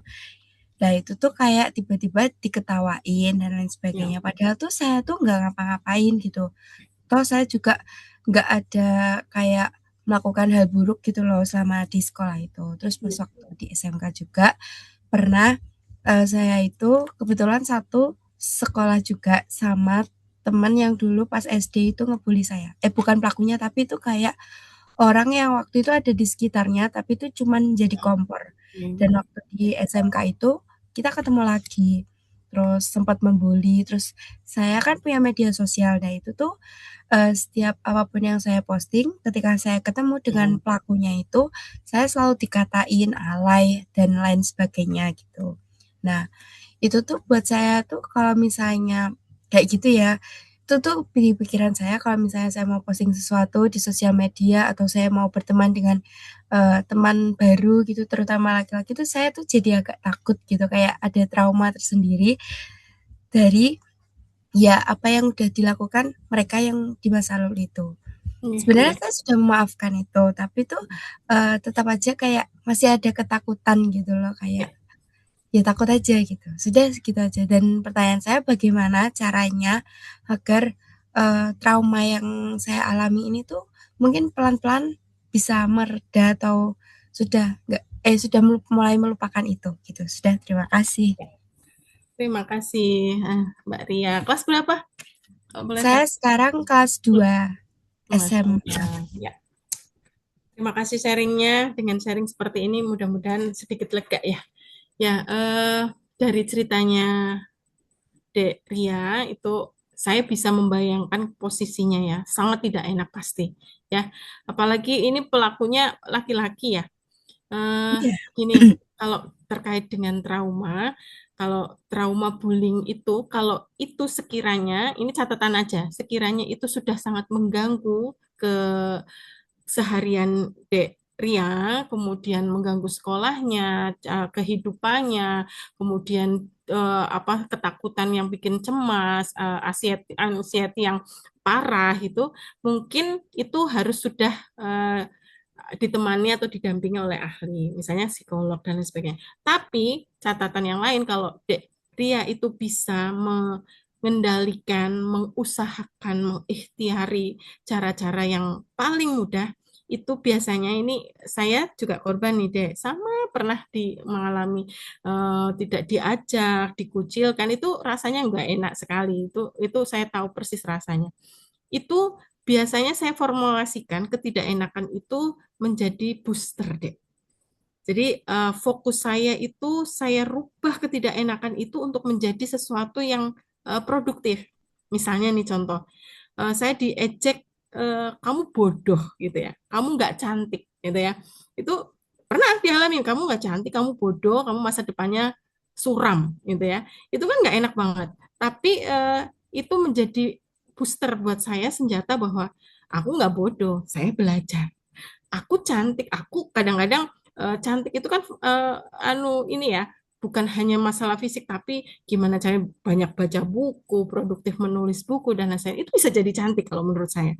Ya, jadi merubah segala ketidakenakan itu menjadi sesuatu yang menjadi hal baik untuk diri sendiri, itu sangat membantu untuk bisa keluar dari rasa trauma. Kalau itu bisa diusahakan. Tapi kalau Dek Ria itu sudah sampai mengganggu, misalnya cemas yang berlebihan, sampai nggak bisa tidur, sampai asosial dalam arti takut di keramaian, kenal sama orang terus, itu perlu untuk di apa namanya diajak cerita ya orang yang berwenang, kompeten dalam hal ini, karena nanti sampai di tegak diagnosa itu harus orang yang memang punya punya kompetensi gitu ya. Jadi buat Dek Ria, terima kasih malam hari ini, mudah-mudahan jadi penyemangat ya Dek. Besok sudah nggak begitu uh, overthinkingnya, maksudnya kenal sama orang pun ya, itu tidak apa-apa. Yang bisa adik bisa lakukan adalah mengendalikan itu dengan terus produktif, berprestasi. Insya Allah nanti para pembulinya itu langsung gitu, datang-datang, nah tiba-tiba nyapa, bisa jadi kadang-kadang terus ya yang banyak terjadi, yang tadinya nggak kenal jadi pengen kenal lebih dekat dan lain sebagainya gitu ya. Semangat Dek Ria, insya Allah. Atau nulis buku, pasti ini udah nulis buku tentang bullying, itu jadi cara satu healing yang paling bagus gitu ya. Gitu, mudah-mudahan terjawab. Terima kasih Dek Ria sharingnya. Semangat selalu. Terima kasih Dek Ruli. Ya, terima kasih Mbak Dek Ria ya, kelas 2 SMK. Nggak apa-apa. Ya, selanjutnya yang ingin bertanya, silahkan. Ada lagi? Kalau belum ada, saya bacakan lagi yang dari chatnya ya Mbak. Ini ada Mas Dimas ini tadi yang cerita juga itu, terus ada Mbak Faradian itu. Ini permasalahannya ada di mikrofon ya. Coba ya. Banyak yang bertanya sebetulnya. Coba Mas Dimas tadi ya, sama Mbak Faradian itu duluan siapa? Ini. Oke, ya. Maaf ya. Assalamualaikum warahmatullahi wabarakatuh. Waalaikumsalam. Wah, mungkin ada sedikit bising-bising ya. Jadi mungkin lagi jadi gini, saya Dimas dari Jember. Saya ingin mau sharing sesuatu karena ini sama seperti kayak tadi pertanyaan pertama. Cuma ini kebalikannya. Itu saya itu dibully dari SMP sampai SMA. Waktu itu kan semenjak almarhum nenek saya sudah meninggal, kan dari Surabaya yang awalnya kehidupan normal, tidak ada pembulian, itu berubah ketika saya pindah ke Jember. Nah, saat di Jember ini kan kayak perlu adaptasi kan, beberapa bulan sampai bertahun-tahun ternyata saya ternyata malah dibully kayak cap bodoh lah, inilah itulah, sehingga kayak ngerasa bahwa oh saya ini harus adaptasi mereka. Ketika saya adaptasi ke mereka, ternyata kok saya malah lebih parah lagi, kayak kamu tuh harusnya sadar dong, kamu tuh udah besar loh, kok malah kayak anak kecil banget. Otak mana gitu. Saya masih ingat betul itu. Belum lagi waktu itu teman-teman sekelas saya sendiri itu ngatain saya tuh mendapatkan saya julukan sapleng, atau kalau di julukan sarkasnya itu kayak apa ya, orang gila, bodoh kayak gitu. Tidak hanya itu juga. Orang tua saya, adik saya itu ngatain juga bodoh. Jadi double dari teman-teman saya juga, teman sekelas saya juga, orang tua pun juga sama. Jadi kayak ibu saya yang bully saya, adik saya ngebully saya. Akibatnya saya itu merasa kayak hidup saya itu benar-benar terkurung gitu loh, nggak bisa seluasa. Hingga sampai SMA kelas 3 itu saya benar-benar terjebak dalam pembulian tersebut, sehingga saya nggak bisa ambil keputusan. Terus saya itu mau berdebat sama orang tua itu saya disalahkan terus. Jadinya saya itu nggak nyaman, hingga pada umur 29 itu saya sudah didiagnosa oleh dokter psikolog atau psikiater. Itu saya mengalami ADHD gara-gara itu. Ya Allah, ya. Jadi dan akhirnya ya saya mencoba untuk embrace dengan sekitarnya, tapi saya sudah terlambat dan orang-orang sudah menjudge saya itu kayak kamu tuh sudah mengalami pengalaman namanya penyakit kelainan jiwa, udah kayak orang gila, gak waras, terus kayak bener-bener saya tuh bener-bener dihajar habis-habisan sama lingkungan dan sekitarnya. Jadi kayak ngerasa bahwa saya ini ada bener-bener fase paling down waktu itu.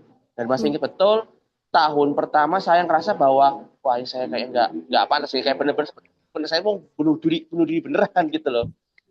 Hingga jadi saya pikir gini, ya apa ya caranya untuk bisa bangkit kembali gitu. Sampai sekarang tuh saya masih struggling di situ. Apakah saya harus bisa escape dari orang tua juga, tapi di sisi lain karena orang tua sudah menanamkan toxic masculinity itu loh, itu yang bikin saya tuh belum bisa ambil keputusan. Itu pertanyaan pertama. Yang kedua, saya kan penulis juga kan, penulis fantasi juga, web novel kebetulan. Itu saya tuh sejujurnya gara-gara pembulian itu, saya sering kali dicap gak gak ada kerjaan dari orang-orang sekitar. Iya, jadi saya sempat down, sempat mengalami hal sama kayak juga, mau bunuh diri sampai tangan saya itu mau nyayat kan gitu. Jadi ya mungkin ada solusinya gimana untuk mengatasi masalah ini, karena kan saya sudah didiagnosa nih sama dokter kan ADHD. Terus gimana caranya untuk bisa struggling atau berjuang sampai tidak penghabisan begitu. Makasih. Waduh, ya Allah, Mas Dimas, terima kasih sharingnya luar biasa. Dengan jenengan cerita ini juga saya yakin jenengan juga punya niatan yang kuat untuk bisa keluar dari lingkaran seperti itu. Yang pertama, karena sebenarnya Mas Dimas itu kan juga sudah melewati banyak cerita, nggih. Nah, ini tadi saya kembali lagi ke masalah bahwa kalau misalnya kejadian bullying ini itu bisa mengganggu secara kehidupan, artinya tadi Mas Dimas juga sampai punya keinginan untuk menyakiti diri sendiri. Kalau menurut point of view dari ahli ya, saya kebetulan juga belajar psikologi, kalau sudah sampai di step itu memang harus datang ke psikolog, Mas. Ya mungkin tadi ke dokter ya, tapi itu kan diagnosanya berbeda dengan kondisi mental yang itu mungkin trauma akibat bullying ya. Itu tadi mungkin berbeda dengan nanti ketika dengan datang dengan menyampaikan kondisi mental yang seperti itu tadi. Karena kalau sudah ada pikiran berisik tentang menyakiti diri sendiri dan lain sebagainya, itu memang urgent untuk segera datang ke ahlinya. Itu nanti didampingi, nanti di treatment sampai tegak diagnosa mau gimana gitu.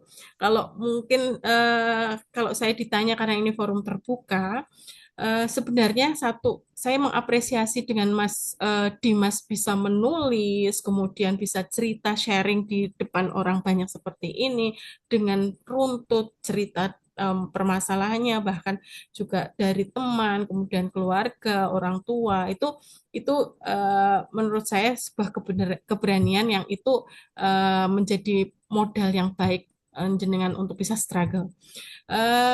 Salah satu cara healingnya, kita masing-masing personal itu berbeda-beda.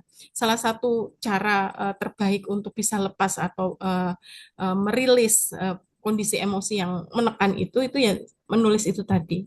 Nah, kalau bisa mungkin diikuti karena selama ini kan stigmanya, labelnya Mas Dimas tidak punya kerjaan atau mungkin tidak bisa ngapa-ngapain. Padahal Mas Dimas punya karya banyak. Nah, tidak salah juga ketika Mas Dimas itu bisa bukan dalam rangka menyombongkan diri ya, tetapi ini menjadi satu cara bahwa keberhargaan diri bukan harga diri ya, tapi bisa saya itu berharga gitu. Jadi Mas Dimas bisa sesekali lah menunjukkan bahwa Mas Dimas itu punya karya, Mas Dimas itu produktif, Mas Dimas itu bisa melakukan sesuatu yang mungkin malah justru orang tidak bisa. Nah, ini caranya yang paling tahu kan jenengan situasinya seperti apa. Itu tidak salah kalau seperti itu.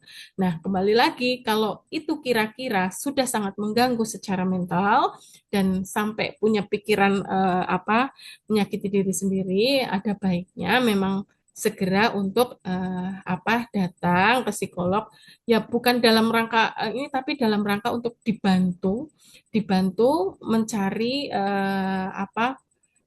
formula yang tepat untuk bisa keluar dari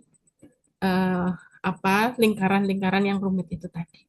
Tapi saya kok berkeyakinan dengan cerita hadir di sini tidak sendiri ya Mas Dimas karena banyak juga korban-korban yang lain yang masih terjebak malah justru mungkin masih di tempat yang jauh lebih gelap dari jenengan. Jenengan sudah punya karya, jenengan produktif menulis dan lain sebagainya itu menjadi salah satu poin positif yang harus disyukuri gitu. Jadi support dari kami gitu ya Mas Dimas itu saja yang bisa saya jawab. Tapi sekali lagi menyelesaikan kasus traumatik tentang bullying itu tidak bisa sehari 2 hari instan, tetapi butuh proses yang panjang, butuh banyak support system di belakangnya, butuh juga energi dan waktu serta biaya kalau misalnya memang diperlukan seperti itu. Gitu Mas Dimas, mudah-mudahan terjawab. Ya, kalau misalnya ada teman sharing cerita, jangan sungkan untuk berbagi ini. Karena saya selalu menganalogikan kalau balon itu ditiup terus ya dengan sesuatu yang menyakiti hati terus ya ibaratnya balon itu jiwa kita terus ditiup. Kalau nggak dirilis, nggak dilepas perlahan-lahan akhirnya meledak itu yang berbahaya. Ya cara yang paling mudah itu adalah bercerita.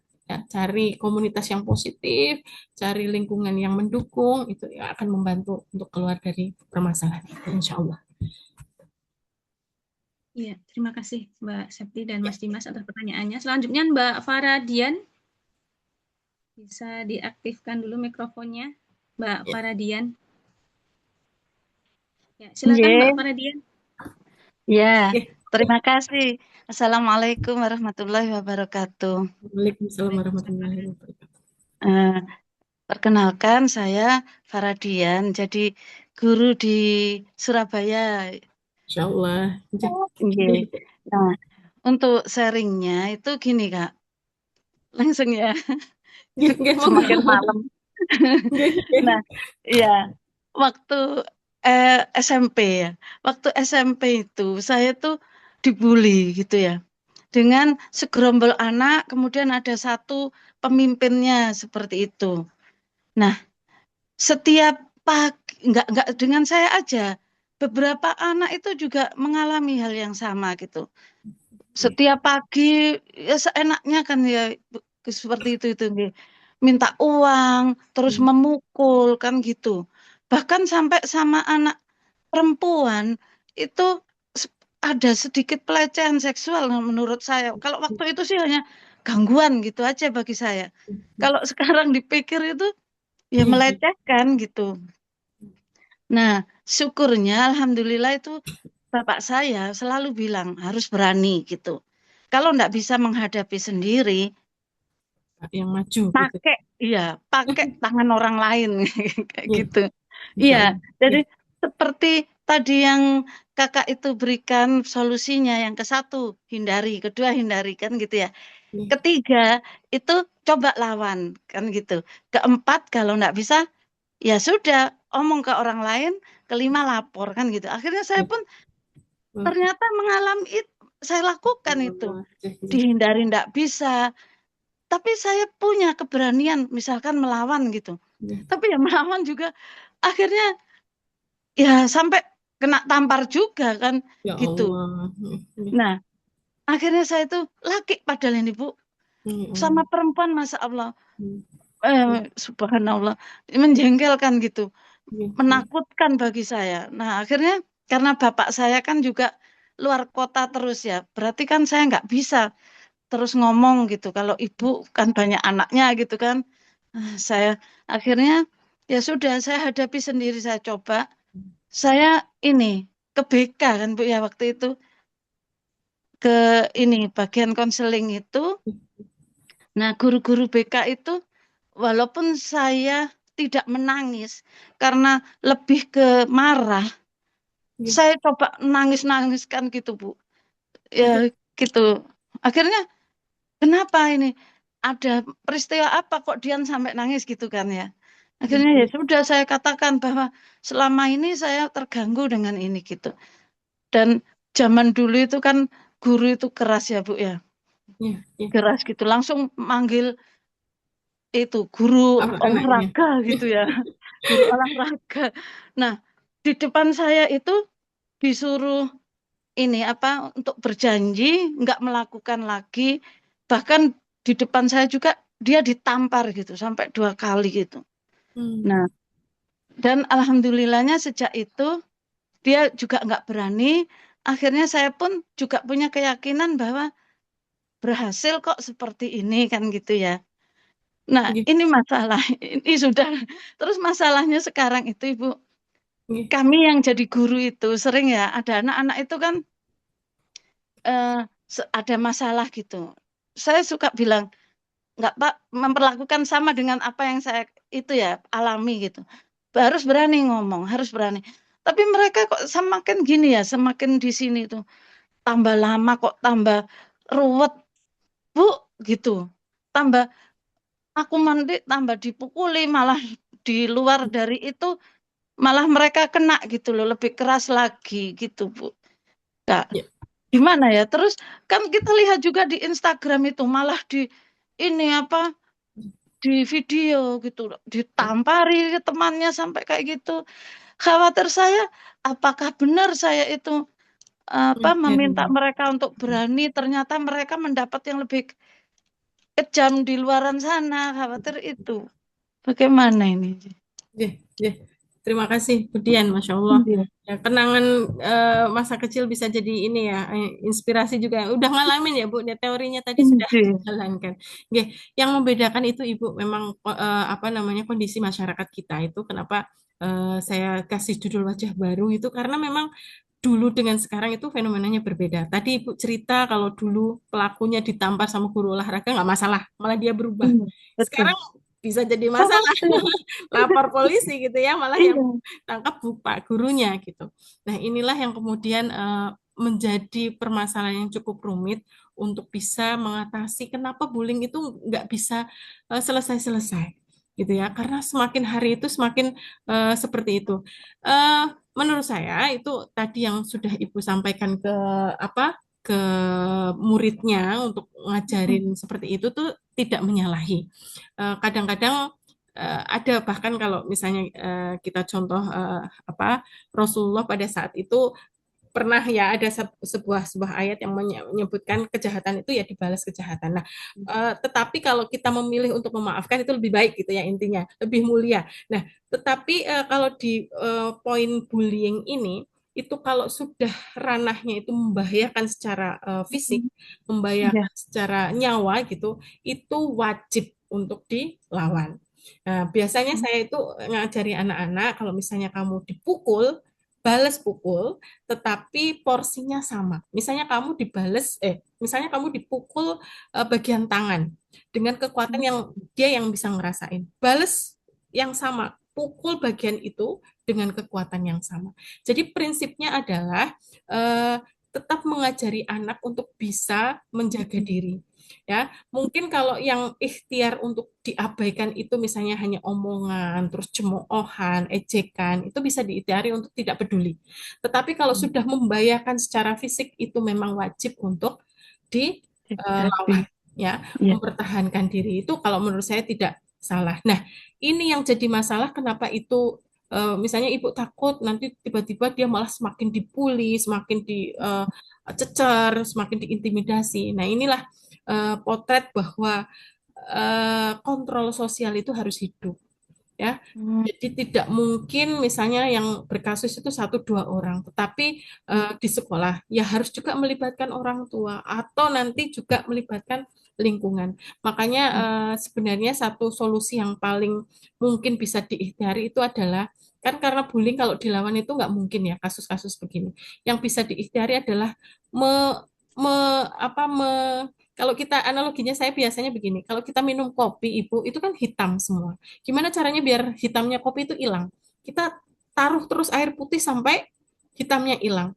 Nah, itu analoginya bahwa kalau sesuatu yang nggak baik, kalau kita tumpuk terus dengan sesuatu yang positif, kita ciptakan lingkungan yang iklim yang baik, yang positif, saling support. Biasanya saya selalu bilang ke anak-anak, respect kepada teman, saling menolong, kemudian berempati, dilatih empatinya, perilaku prososial itu menjadi salah satu solusi yang bisa diikhtiari ya bersama-sama Ibu. Jadi di buku itu juga saya tuliskan jadi fokusnya bukan per kasus, tetapi bagaimana mencari goal bersama agar lingkungan itu tercipta. Karena misalnya Ibu ngomongin satu orang lain masih terjadi lagi. Tapi kalau treatmentnya itu secara klasikal, berkelompok, misalnya satu sekolah di treatment semua dengan menciptakan lingkungan yang baik dan positif, insya Allah nanti angkanya akan semakin berkurang, insya Allah sampai nggak ada. Yang ada adalah anak-anaknya saling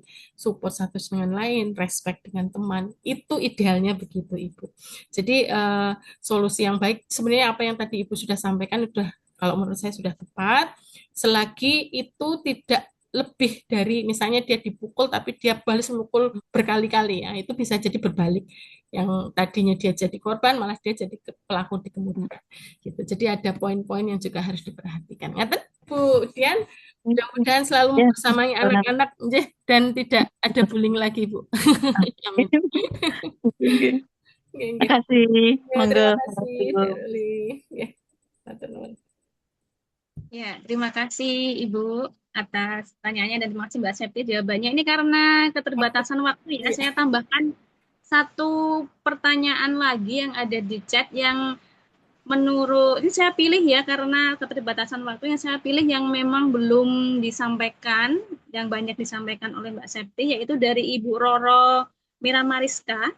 Beliau bertanya, bagaimana cara kami sebagai orang tua dalam berbicara secara mendalam kepada anak tanpa terkesan mengintrogasi tentang kondisi di sekolah. Kami percaya pada anak bisa menjalani sosialisasi di sekolah dan lingkungan, tapi juga aware orang tua kepada anak. Terima kasih. Wah, ini gimana? Iya, ini juga beberapa kali banyak yang ditanya ya. Ini tadi siang juga saya menyampaikan ini juga ini. Jadi Ibu, apa kunci yang pertama itu adalah komunikasi terbuka dan positif ya. Gimana? Jadi kalau saya bercerita secara teoritis tidak mungkin karena mengasuh pola asuh itu kan setiap rumah berbeda, value-nya berbeda, caranya berbeda, masing-masing juga punya punya situasi berbeda dan yang paling tahu kondisi anak, kondisi situasi di rumah itu kan ibu. Tetapi ada beberapa poin penting yang perlu diingat bahwa ketika ibu mau mengajak anak ngobrol ya, yang pertama kita lihat umurnya berapa ya. Itu komunikasi untuk anak ukuran umur 6 tahun dengan anak yang SMP tentu harus berbeda posisinya gitu. Pilihan bahasa, kemudian tadi saya juga sebutkan body language, kemudian mimik wajah dan lain sebagainya itu sangat menentukan nanti jalannya diskusi itu tadi. Kalau Ibu ingin menggali apa yang terjadi di sekolah, itu tidak interogasi, Bu, tetapi ngajak ngobrol ya, misalnya ya apa pancingan-pancingan, dulu tuh Bunda tuh ya pernah punya teman begini, kalau kamu di sekolah gimana gitu ya, diawali dengan membangun kesadaran dia sendiri, nalarnya dia, jadi terpancing, jadi ibu tidak terkesan bahwa piye mau neng sekolah kamu begini-begini, jadi kayak anak itu merasa nggak ditanya, diinterogasi bener gitu ya, tetapi ngobrol asik itu kalau apalagi kalau anak-anak usia SMP ya ibu berperan menjadi sahabat ya. Kalau anak-anak yang masih SD misalnya usia-usia kelas 1, 2, 3 ya dipeluk dulu sambil dielus-elus, Dek, gimana teman-temanmu gitu ya. Jadi pilihan bahasa, situasi itu sangat menentukan. Jadi komunikasi terbuka dan positif. Jadi ada direction, ada arahnya ibu. Jadi bukan hanya ibu ngomong satu arah saja, tetapi kalau bisa ini yang paling penting seni komunikasi itu adalah siap dengan telinga dan mendengar ya. Ya kita mungkin sudah muntuk-muntuk ikut emosi di hati gitu ya. Tetapi gimana caranya kita tetap bisa mendengar, kendali bahwa oh anak ini baru di tahap ini nih, didengarkan dulu sampai selesai itu baru nanti kita masuk. Jadi seni untuk berkomunikasi ini saya yakin masing-masing ibu punya caranya sendiri-sendiri. Tapi poin-poin itu tadi waktu, tata bahasa, body language, kemudian situasional itu sangat menentukan apa berkualitas tidaknya obrolan dengan anak. Kalau ibu mau menggali itu, jangan komunikasi satu arah, bertanya, interogasi tidak, tetapi tumbuhkan kesadarannya, tumbuhkan nalarnya, tumbuhkan antusiasmenya dia pengen cerita sama bundanya, gitu. Itu mungkin sedikit tips dari saya dan saya bisa mengatakan begini karena beberapa kali saya praktekkan itu sangat efektif dibandingkan saya nanya kamu tadi di sekolah ngapain bla bla bla bla, males anaknya langsung melengos gitu ya. Tapi kalau ini deh aku punya ini gimana tadi di sekolahnya, oh tuh gitu, mungkin ibu bisa mempraktekkan itu gitu ya. Mungkin kita aja Dek Ruli, mudah-mudahan terjawab ya ibu. Terima kasih. Ya, terima kasih jawabannya Mbak Septi karena waktunya sudah hampir habis gitu ya. Jadi ini ada yang bertanya untuk pesan bukunya di mana gitu. Tadi sudah disampaikan sama Pak Indra, bisa di link website, di linknya SIP Publishing, atau yang sudah masuk grup WA grup ya, itu bisa langsung pesan di sana, bisa menghubungi langsung Mbak Septi juga bisa, atau admin dari SIP Publishing. Bagi peserta yang ada di sini masih bisa pesan pakai harga PO ya Mbak. Ya, jadi masih murah sebelum nanti di luar langsung pesan saja karena ini bukunya sangat luar biasa bagus. Saya sudah ngintip ya, kemarin saya sudah ngintip, bukunya enak dibaca, diksinya sederhana, mudah dipahami dan sangat relate dengan kehidupan kita sehari-hari, apalagi dalam sebagai orang tua, bagaimana pola asuh kita agar anak itu bisa terhindar dari bullying dan fenomena yang baru, cyberbullying yang sangat-sangat dampaknya sangat dalam, bahkan lebih ekstrim gitu ya.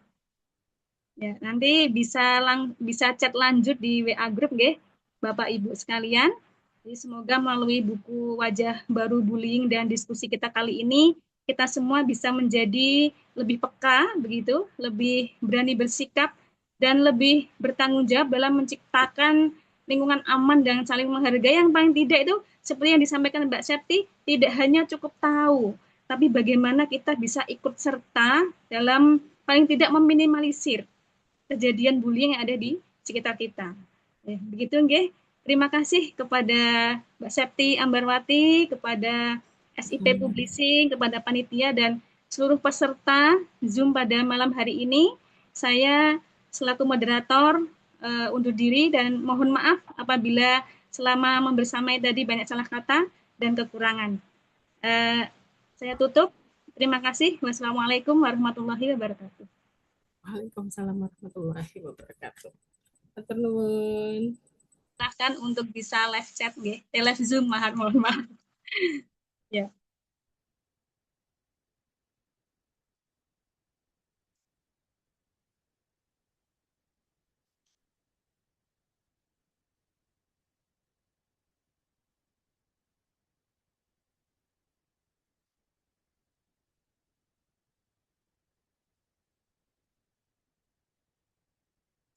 Oh iya tadi belum foto ya. Aduh udah banyak yang ini.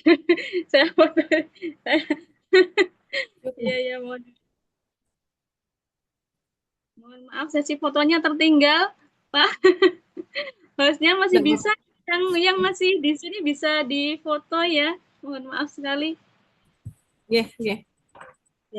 Mau dilanjut foto boleh. Monggo. yang ada ya nggak apa-apa. Terima kasih sudah diingatkan. Ya.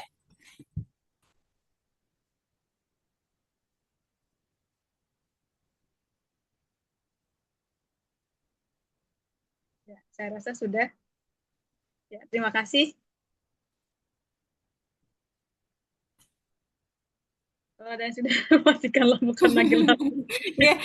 Ya kalau misalnya nanti bisa di grup ya untuk sharing-sharing, silakan bisa bersilaturahmi, mungkin mengunjungi Instagram kami ya, di komunitas juga di Zero Bullying Center juga ada. Monggo kalau misalnya mau sharing-sharing di luar dari forum ini. Matur nuwun, terima kasih. Selamat istirahat. Makasih ya Dek Ruri. Matur nuwun. Terima kasih. Terima kasih. Assalamualaikum.